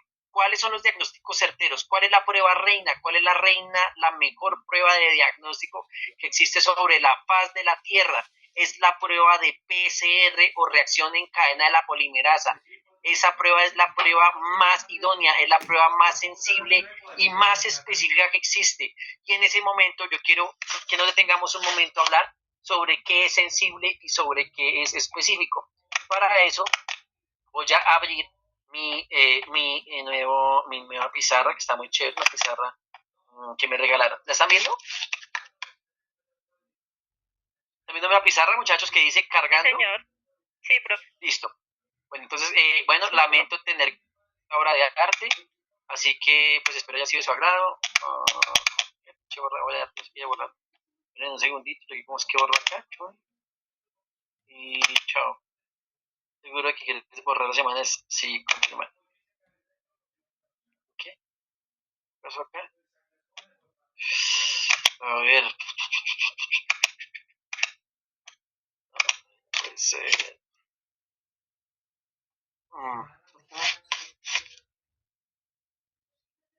Bueno. No puede ser. Bueno, entonces estoy tratando de borrar con el borrador, claramente, ¿no? Pues, ¿cómo no? ¿Cómo que vamos a borrar pues, con el borrador? Bueno, mientras que estoy borrando la pizarra, yo les voy contando. Resulta que en diagnóstico clínico, usted tiene que tener presente dos conceptos esenciales, fundamentales, que existen en el laboratorio de diagnóstico clínico. Cuando usted trabaja en un hospital, que así va a ser, van a hacer mucho billete, después van a vivir una vida sabrosa, llena de dinero y lujos, es cierto, con el favor de Dios, ustedes van a escuchar conceptos asociados al diagnóstico clínico en cuanto a la sensibilidad y especificidad. Entonces, la sensibilidad es una cosa y la especificidad. Es decir, ese de sensible, voy a colocar aquí, muchas veces entenderán que escribir con un mouse es fregado, pero yo sé que me entienden, ¿vale? Más de uno escribe así, me he dado cuenta en los quizzes, así que no me da pena. Sensible y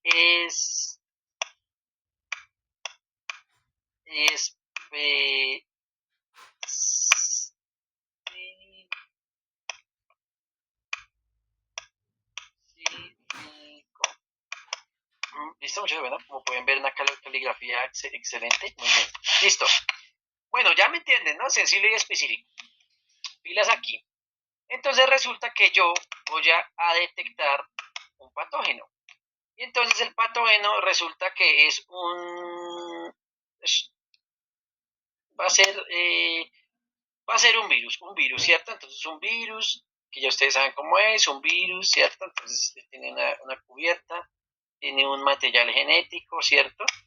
Y tiene unas estructuras en la superficie que pues me permiten a mí identificarlo. Hasta ahí pues todo el mundo lo sabe, ¿cierto? Es un virus, ¿cierto? Recuerden que esto es un virus malvado, así que hacemos carita, que es un virus malvado, ¿listo? Tenemos un, ¿vale? Resulta que cuando yo estoy generando un diagnóstico, yo tengo que tener en cuenta que la prueba sea sensible y sea específica. Entonces, resulta que este virus malvado, que lo vamos a llamar virus A, es un virus malvado, pero resulta que hay virus, recuerden que habían virus también buenos que de pronto eran inocuos. Resulta que virus A tiene un primo que es buena onda, ¿sí? Es muy juicioso, le gusta el estudio y tal, entonces por eso yo aquí estoy dibujándolo. Tiene gafitos, ¿vale? Bueno, es un virus buena onda, que es súper chévere, es muy servicial, le gusta ayudar a la comunidad, etc. ¿Listo? Tengo el virus A y a este le vamos a llamar el virus B. ¿Me confirman, por favor, que me están escuchando y están viendo y me están siguiendo? Sí, señor. Sí, señor. Listo. El virus A y virus B, ¿vale? Por favor, no me vayan a copiar mis dibujos, si no tienen problemas con derechos de autor. Listo. Entonces, virus A y virus B. El virus A es un virus malo, ¿cierto? Es el primo descarriado de la casa, el que se volaba del colegio, el que se la pasa por ahí con malas amistades, ¿cierto? Y el virus B es el virus juicioso, el virus que hacía las tareas de microbiología, que venía a clase de microbiología y cuando uno lo llamaba respondía, ¿cierto? Entonces, ahí está. El virus A y virus B. Resulta que las técnicas deben ser sensibles y deben ser específicas. ¿Qué es una técnica sensible? Una técnica sensible es que me permita encontrar al virus cuando existe. Es decir, si yo cada vez que monto la técnica detecto que existe el virus, está muy bien, que hay virus. El problema es cuando es muy sensible, ¿vale? Y es poco específica. ¿Qué significa eso? Por ejemplo, mi paciente llega con síntomas porque está enfermo del virus A, ¿cierto? El virus A pues es un virus malo, ¿cierto? Es un virus que le gusta robarle las once a los compañeritos en la escuela. Entonces produce una enfermedad del paciente. Y yo eso cómo lo puedo evidenciar, pues porque ese virus, ciertamente el paciente va a tener una serie de sintomatología, van a manifestar ciertas cosas y pues los signos del paciente pues van a estar claros, ¿no? Es decir, está enfermo por una enfermedad infecciosa. Resulta que si es muy sensible y no es tan específico o poco específico, pues también va a detectar al virus B. Entonces, ¿qué pasa? Cuando ya se va a entregar el resultado en el laboratorio, entonces yo digo, no, pues está fácil. Simplemente el paciente es positivo para esta enfermedad infecciosa. Y resulta que la técnica era muy sensible, pero no era específica. ¿Me siguen? La técnica era sensible, pero no es específica. Entonces no sirve. Entonces, ¿qué técnica sirve? ¿Qué técnica es la que me permite a mí? ¿Qué técnica es la que me permite a mí realmente determinar la técnica? Bueno, y una técnica que sea, bueno, vamos a poner el otro caso. Una técnica que sea altamente específica, pero poco sensible. Entonces, una técnica altamente específica, pero poco sensible, con poca sensibilidad, ¿vale? Voy aquí a hacer la letra S. Una letra, pero con poca sensibilidad, va a ser una técnica que detecte específicamente, pues sí, qué chévere, ¿no? Detecte específicamente, pero como es poco sensible, ¿vale? ¿Qué va a pasar? Que para detectar este patógeno, digamos esta partícula viral, requiere que haya por lo menos 1.000.000 de copias en la muestra. Entonces resulta que mi paciente está enfermo de esto, pero solo tiene 1.000 copias del virus en la muestra que yo detecté. Entonces, des en cuenta, claro, es muy específica, me detecta el virus malo, el virus A, el virus malo, ¿cierto? Me lo detecta, pero requiere mucha muestra, requiere muchos virus para detectarlo. En cambio, paso contrario, que sea sensible pero poco específica, pues casi que cualquier cosa es un virus malo y entonces dejas al paciente con falsos positivos. Los falsos positivos, que es decir que el paciente está enfermo sin estarlo, ¿cierto? Y falsos negativos, es decir que el paciente está sano sin estarlo, porque el paciente está con la enfermedad, y entonces usted le da el negativo al paciente y el paciente está llevando.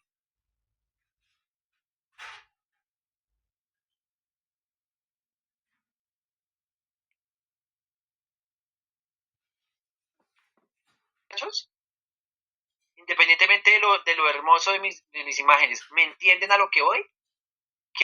¿Y algo específico? Profe, es que lo último se le intercortó, o sea, se cortó, no sé, se intercortó la... Bueno, nuevamente, ¿qué es algo? O sea, cuando yo tengo una técnica que sea altamente sensible, pero poco específica, me detecta casi cualquier patógeno, así no sea, o cualquier virus, así no sea patógeno. En ese caso, se habla de una prueba sensible. Y una prueba específica es algo que me detecta de manera exclusiva el patógeno, pero si es poco sensible, entonces requiere muchísimos patógenos para que la prueba marque positivo, porque como es tan específica, pero es poco sensible, requiere mucho para estar seguro. ¿sí? En cambio, ¿qué es lo ideal de una prueba de diagnóstico? Que sea altamente sensible, o sea, altamente sensible y altamente específica. Y esa prueba existe. Y esa prueba es la denominada PCR. ¿Listo? ¿Me siguen? Muy bien. Hasta aquí O sea que preguntas, tienen dudas. los dos componentes, ¿verdad? Señora, ¿me repites qué pena? La PCR es la que tiene esos dos componentes, sensible y específico. Exacto, por eso es la prueba reina. La PCR es la reina de las pruebas. Es la Bueno, pero prueba yo más tengo una importante. duda. Ahí no, digamos, no, o sea, en los resultados no se cruzarían. No te entiendo cuando dices que se cruzarían. Pues sí, porque digamos, ejemplo, pues la una detecta si es sensible y la otra es específica, pero pues, o sea, no sé cómo explicar. Vale. La PCR es altamente sensible y altamente específica. Te voy a mostrar por qué. Mientras que borro acá. La PCR cumple con ambos propósitos. Finalmente es que borro estas obras de arte que hice acá. Porque es altamente sensible y específica. Es altamente sensible porque una PCR viral es efectiva únicamente detectando el genoma de 7 partículas virales. Solamente necesita 7 virus. 7 virus no es nada cuando un paciente tiene miles de millones en una infección. Solo necesitas 7 virus. 7 virus detectar es suficiente. Y es altamente específica, ¿por qué? Porque como la PCR se basa en un diseño exclusivo de secuencia, la secuencia de genes del patógeno, entonces es altamente específica, lo que se traduciría eventualmente en que la prueba de PCR cumple con todos los requisitos de ser altamente sensible, detecta desde 7 partículas virales en adelante, o incluso 5 o 4 partículas virales en adelante, a ser específica porque detecta sí o sí el virus que estoy buscando, no detecta otros virus parecidos, ni virus exóticos, ni nada de eso. ¿Vale? Es por eso. ¿Me siguen? Sí, ahora sí lo entendí, profe. Listo, genial, vale, qué bueno. Bueno, entonces, espérenme un segundito. Bueno, estamos aquí.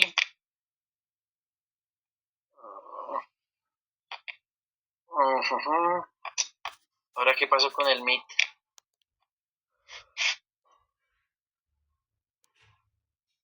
¿Qué pasó con el Meet? Se me fue. ¿Están aquí, muchachos? Hola, hola, hola. Así. Sí, profe. Marchó. Ah, bueno. Sí, me sentí solo un momento. Me dio tristeza. Listo. Muy bien. Entonces, vamos a mirar los métodos de diagnóstico directos muy rápidamente.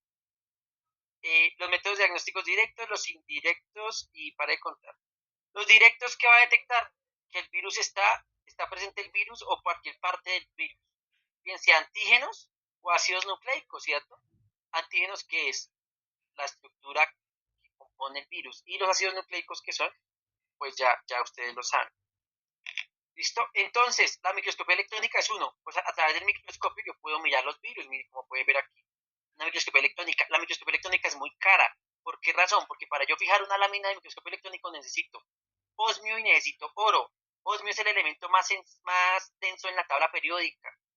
Su densidad atómica es muy superior al resto. Es decir, una cucharada de osmio es muy pesada.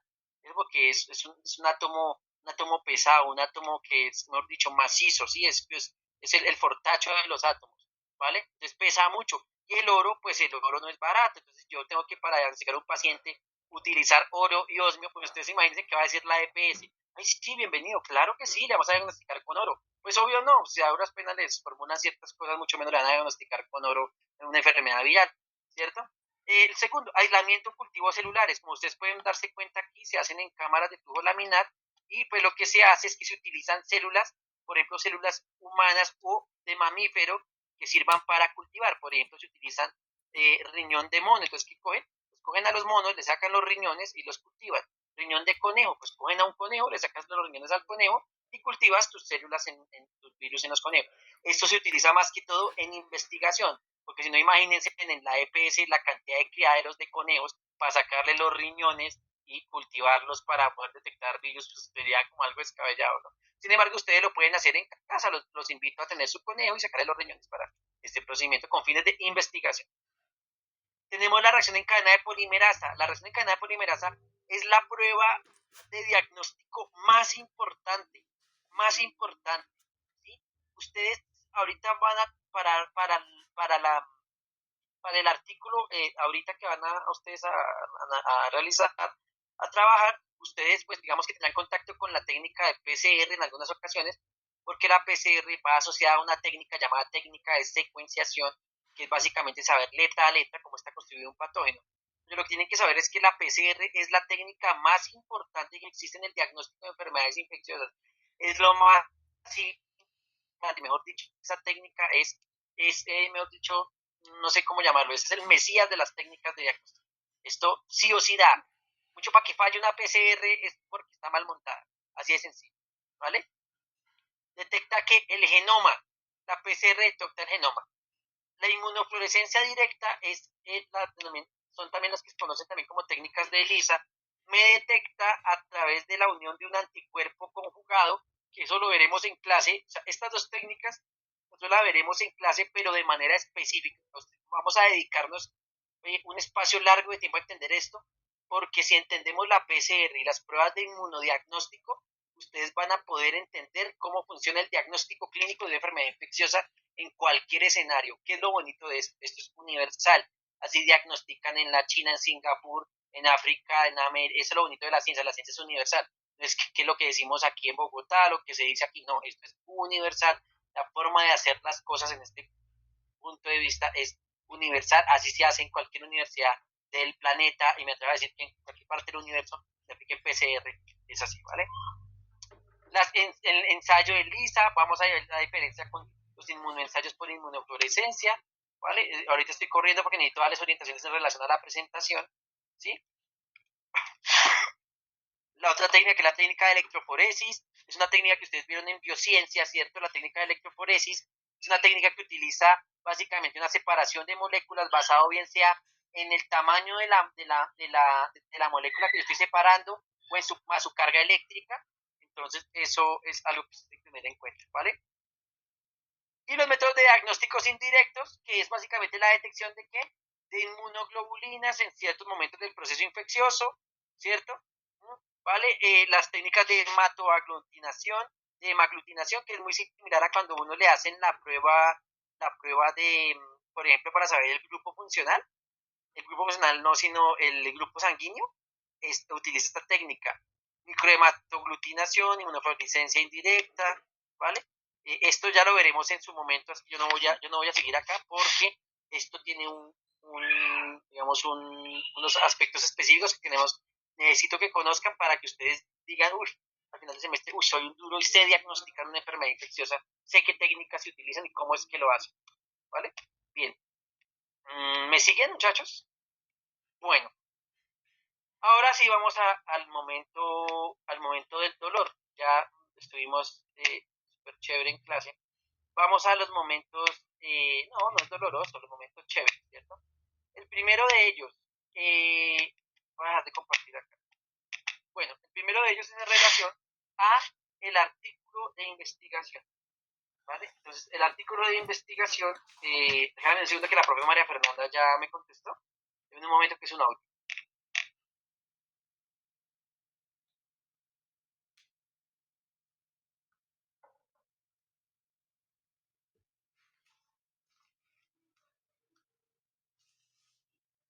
Todavía está a la espera que registro y control se autorice. Ustedes igual se van a preparar para ese día, ¿listo? Entonces, ¿cómo va a ser la dinámica? Miras acá. Voy a abrir un documento en Word, ¿vale? Voy a abrir un documento en Word.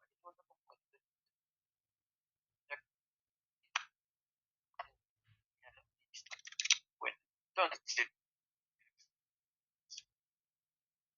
¿están viendo mi pantalla? No.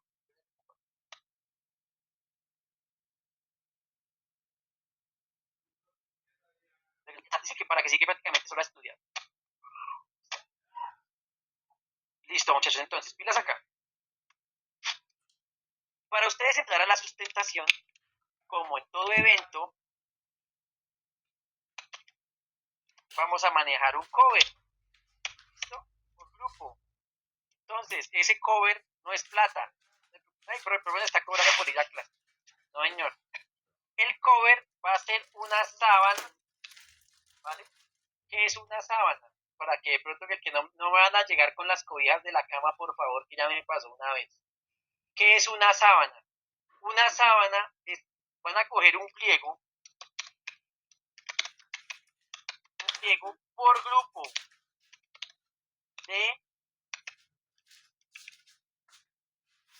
de papel periódico. Estamos ahorrando. Muchachos, ¿me están siguiendo hasta este momento? ¿Ustedes me están siguiendo? Sí, señor. Sí, señor.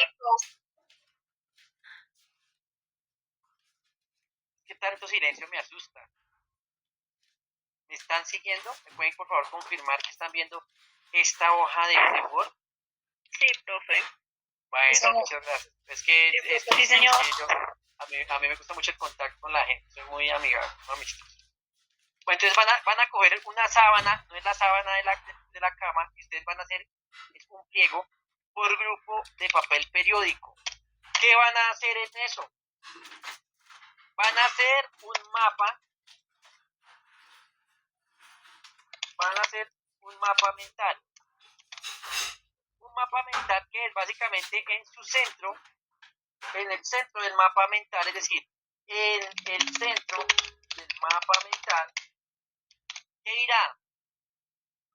Irá el virus que le correspondió, ¿cierto? El virus que le correspondió, bien sea el virus del papiloma humano, el virus del VIH, el virus de la rabia. ¿Listo? En el centro del mapa mental irá el virus. Y alrededor de ese término central, que es el virus X o Y, ustedes tienen que hacer o tener en cuenta los siguientes elementos. Entonces, ¿qué células infectan? Como es un mapa mental, van a valer de imágenes, ¿vale? Van a ser imágenes, ¿sí? Pueden o imprimirla o dibujarla, ¿sí? Pueden ser impresas o dibujadas. ¿Listo? ¿Qué células infecta el virus? Lo otro, ¿cierto? ¿Qué tipo de genoma viral presenta? Si es de ARN o ARN, si es positivo o si es negativo, ¿cierto? ¿A qué receptor celular se une? ¿Cierto? El virus de la rabia pues se va a unir a receptores del sistema nervioso. Un virus de la rabia, por más perdido que esté, no va a unirse al dedo gordo del pie, ¿cierto? Entonces tiene que unirse a un receptor específico, ¿cierto? ¿A qué receptor se une? ¿Qué tipo de nave representa? ¿Qué células infecta? ¿Cuál es su estructura?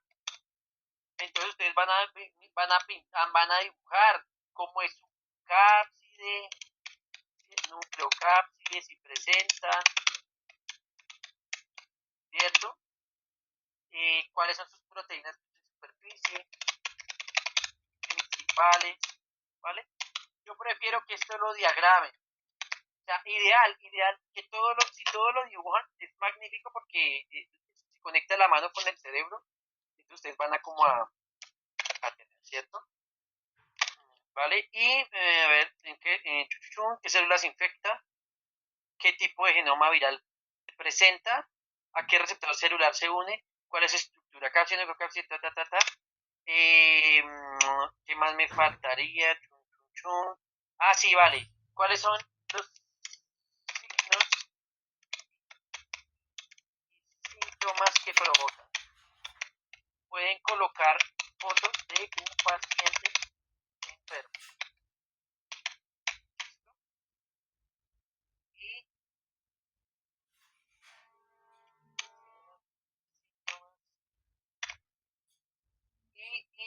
Y pare de contar, solamente sería eso, ¿vale? Van a hacer un mapa mental, en su centro va a tener el virus tal, profe, nos tocó el virus de la rabia, profe, nos tocó el virus del papiloma humano, en su centro van a tener el virus, y yo quiero que de cada virus, ustedes alrededor, como todo mapa mental, recuerden que el mapa mental va acompañado de conceptos e imágenes, es como un mapa conceptual, pero no va de arriba hacia abajo, sino radia en torno a un concepto central, por eso es que les estoy dando digamos, la orientación de que en el centro va a ir el nombre de su virus, ¿vale? ¿Qué células infecta? ¿Qué tipo de genoma viral presenta? ARN, ADN, pueden contarnos cómo se multiplica, si es un virus que utiliza más que todo, es un virus de tipo lisogénico o es lítico, ¿sí? Lisogénico o lítico, etcétera. ¿A qué receptor celular se une? Esto es importante. Es importante saber a qué receptor se va a unir ese virus. ¿Cuál es su estructura? Entonces el cápside, nucleocápside, sus proteínas principales. Entonces el virus tiene tales proteínas, tal proteína sirve para tal cosa, tal proteína sirve para tal otra. Ustedes van a desenvolver eso, ¿vale? Y pues mi invitación es que lo hagan todo, pues lo ideal es que todo sea por diagramas, excepto las fotos de los pacientes, tengan la sintomatología, ¿vale? La idea es que ustedes esto lo tengan preparado y que lo tengan listo. Ustedes van a llegar con su sábana, ¿vale? Van a llegar con su sábana y entonces automáticamente me entregan la sábana y eso los hace, y automáticamente ustedes tienen pase, vía libre para la sustentación. Todos los grupos tienen que entregar la sábana. ¿Por qué razón? Porque porque ustedes van a sustentar un artículo científico de un virus específico. Si ustedes no dominan los elementos simples de un virus, lo simple de su virus, si no sabe bien cuál es su genoma, o cómo se replica, o qué partes tiene, pues mucho menos va a poder sustentar un artículo de investigación de ese virus. Hay que conocer los elementos fundamentales del virus para ahí sí ya aventurarnos a sustentar unos artículos de investigación científica de alto impacto acerca de ese virus. Y de esa manera, ustedes van a hacer la exposición. ¿Cómo va a ser la exposición? La exposición va a tener las siguientes diapositivas, ni más ni menos. Las siguientes diapositivas, entonces voy a colocar aquí, por favor, siga al pie de la letra. ¿Listo? Entonces, primera diapositiva, van a recortar, perdón, la primera diapositiva van a poner una micrografía electrónica de su virus.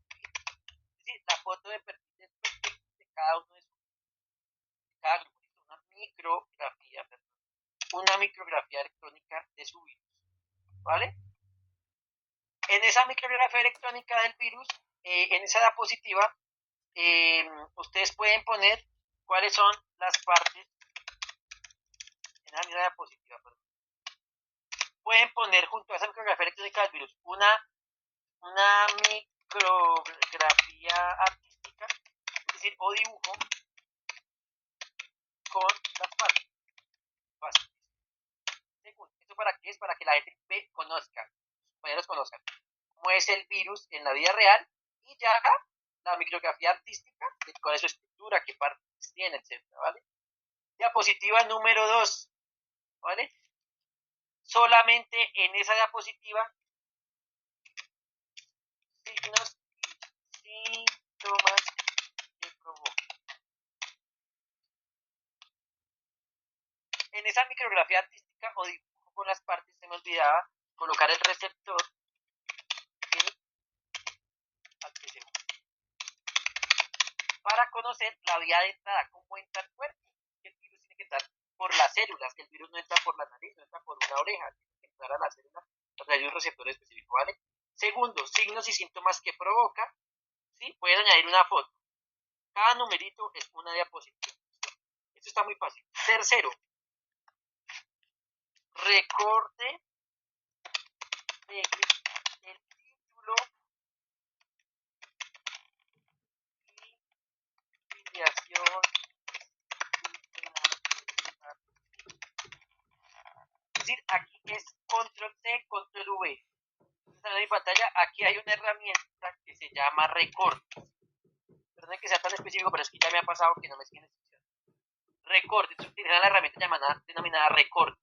Ustedes cogen su artículo, recortan y pegan puntualmente el título de su artículo en inglés. Ustedes van a exponer en español, pero ustedes, todas las diapositivas, van a hacer copiar y pegar, algo que somos, algunos son más expertos que otros, ¿no? En el copiar y pegar, van a hacerlo de esa manera. Después del de la diapositiva 3, donde está el título, se hizo en tal universidad, nuestro artículo es tal y tal y tal, una diapositiva donde ustedes van a hablar, ¿vale? Del objetivo del artículo. Solo necesito el objetivo del artículo, no necesito más. El objetivo del artículo, el objetivo de esta investigación, es conocer por qué los pacientes se mueren tan rápido por el virus de la rabia, por decirlo de una manera. ¿Cuál es el objetivo? Así, en una sola oración, no hay que inventar nada. Muy sucinto. Eso es, no es más. Siguiente diapositiva. Metodología. Es decir, ¿qué hicieron? Pueden utilizar tanto las imágenes del artículo o un diagrama de flujo que sea entendible. Un diagrama de flujo con 1000 cosas. Lo que bueno, aquí cogieron un ratón, mataron 10 ratones, le inyectaron esto, después de eso les quitaron. Es para entender qué, para entender los experimentos del artículo. ¿Listo? Esto es una diapositiva máximo 2, pero digamos que en una diapositiva ustedes pueden hacerlo, ¿listo? La metodología, ¿vale? Objetivo del artículo. Bueno, es importante, aquí se me olvidó una cosa importante, antes del objetivo ustedes pueden hacer una breve introducción y pueden colocar imágenes del propio artículo, ¿vale? Entonces las imágenes del propio artículo. Entonces, esas imágenes, pues, ¿qué? Por ejemplo, en el de papiloma humano, yo sé que existe muestra, por ejemplo, de cómo evoluciona un tejido sano a ser un tejido maligno. Pueden colocar una imagen de ese estilo. O bueno, pueden colocar algo en la introducción de, bueno, el mapa en donde hicieron la investigación, o sea, algo, pero solamente una diapositiva y lo cuenten brevemente. Yo quiero, en la medida de lo posible, poco texto, excepto lo necesario, es decir, objetivos, y de pronto en la metodología sí hacerlo, lo recomiendo hacer como un diagrama de flujo, ¿vale? Sin embargo, ustedes pueden considerarse libres de hacerlo de otra manera, ¿vale? Si en el artículo ustedes corren con la suerte de que está la metodología de una vez armada, sí, pues magnífico. Pero eso no les toma mucho tiempo. Los resultados, ¿vale? Aquí los resultados si son las diapositivas que sean necesarias. ¿Por qué razón? Porque quiero que sea una gráfica por diapositiva. Entonces ustedes van a encontrar muchas gráficas. Entonces, bueno, aquí en esta gráfica están midiendo el crecimiento de la esperanza de vida en un ratón en relación al número de virus presentes en la muestra, o están mirando cualquier otro elemento. Entonces, diapositivas que sean necesarias, una gráfica por diapositiva. ¿Listo? Y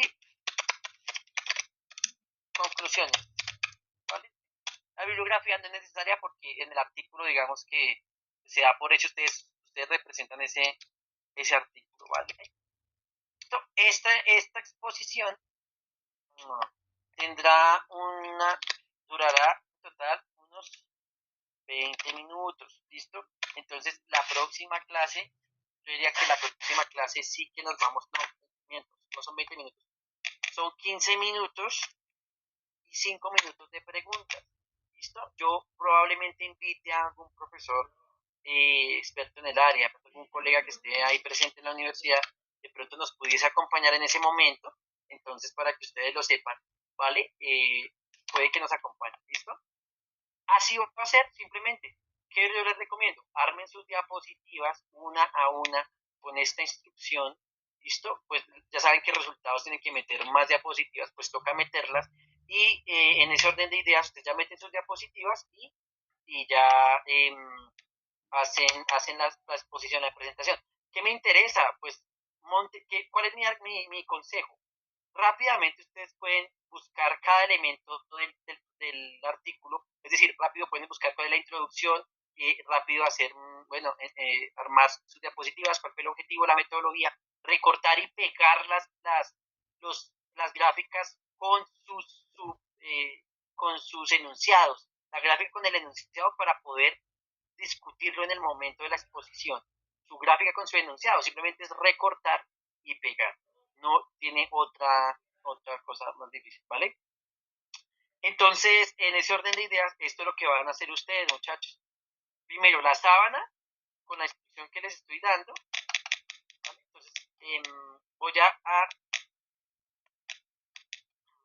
a checar esto y voy a tomarles una fotografía y se las voy a enviar al grupo para que la tengan aquí a la mano. Preguntas, dudas.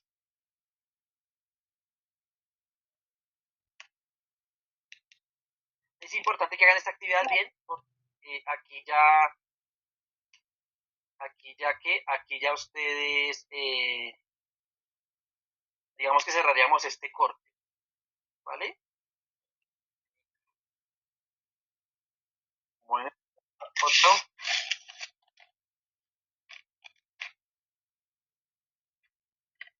Perdonarán, no, mi cámara no es muy buena, pero no, sí se entiende. Listo, muchachos, las envié al grupo.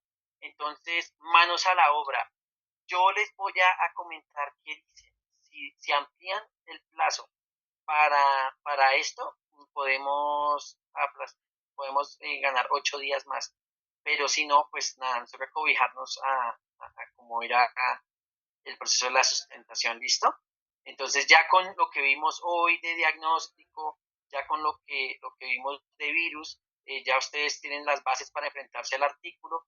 Los artículos tienen probablemente conceptos que son de pronto palabras extrañas o no extrañas, de palabras técnicas. Busquen las palabras técnicas, que si aparece la técnica X o Y eso cómo lo hacen, ustedes pueden apoyarse, hay mucha información, incluso hasta una inteligencia artificial les puede ayudar a dilucidar cosas, qué significa esto, para qué sirve esto o lo otro, por qué utilizan esta técnica y no esta otra.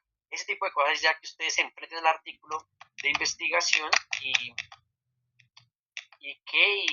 pues ya se hagan manos a la obra, igual es un trabajo en grupo, el trabajo no es difícil, solamente se requiere como un espacio de tiempo para que ustedes puedan socializar.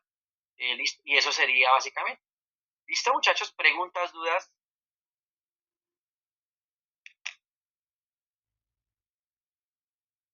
No, profe, pues yo creo que por mi parte quedó claro.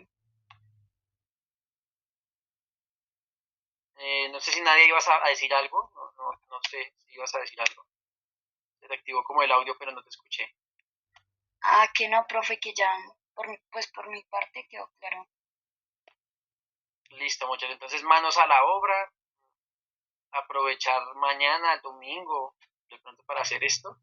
Y ya, pues digamos, también es para salir de esto de una vez, y no estar uno por allá estresándose después.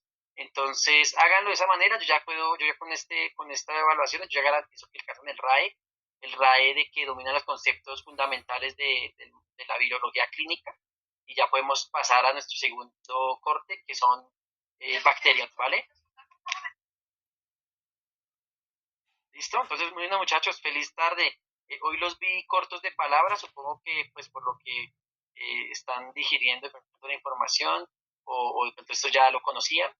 Así que pues nada, nos vemos el próximo viernes, mucho ánimo, pueden traer dulcecitos para la clase y para la exposición. Gracias, profe. Vale, que tengan un excelente fin de semana, muchas bendiciones y ya se levantó el paro, así que no voy a la universidad.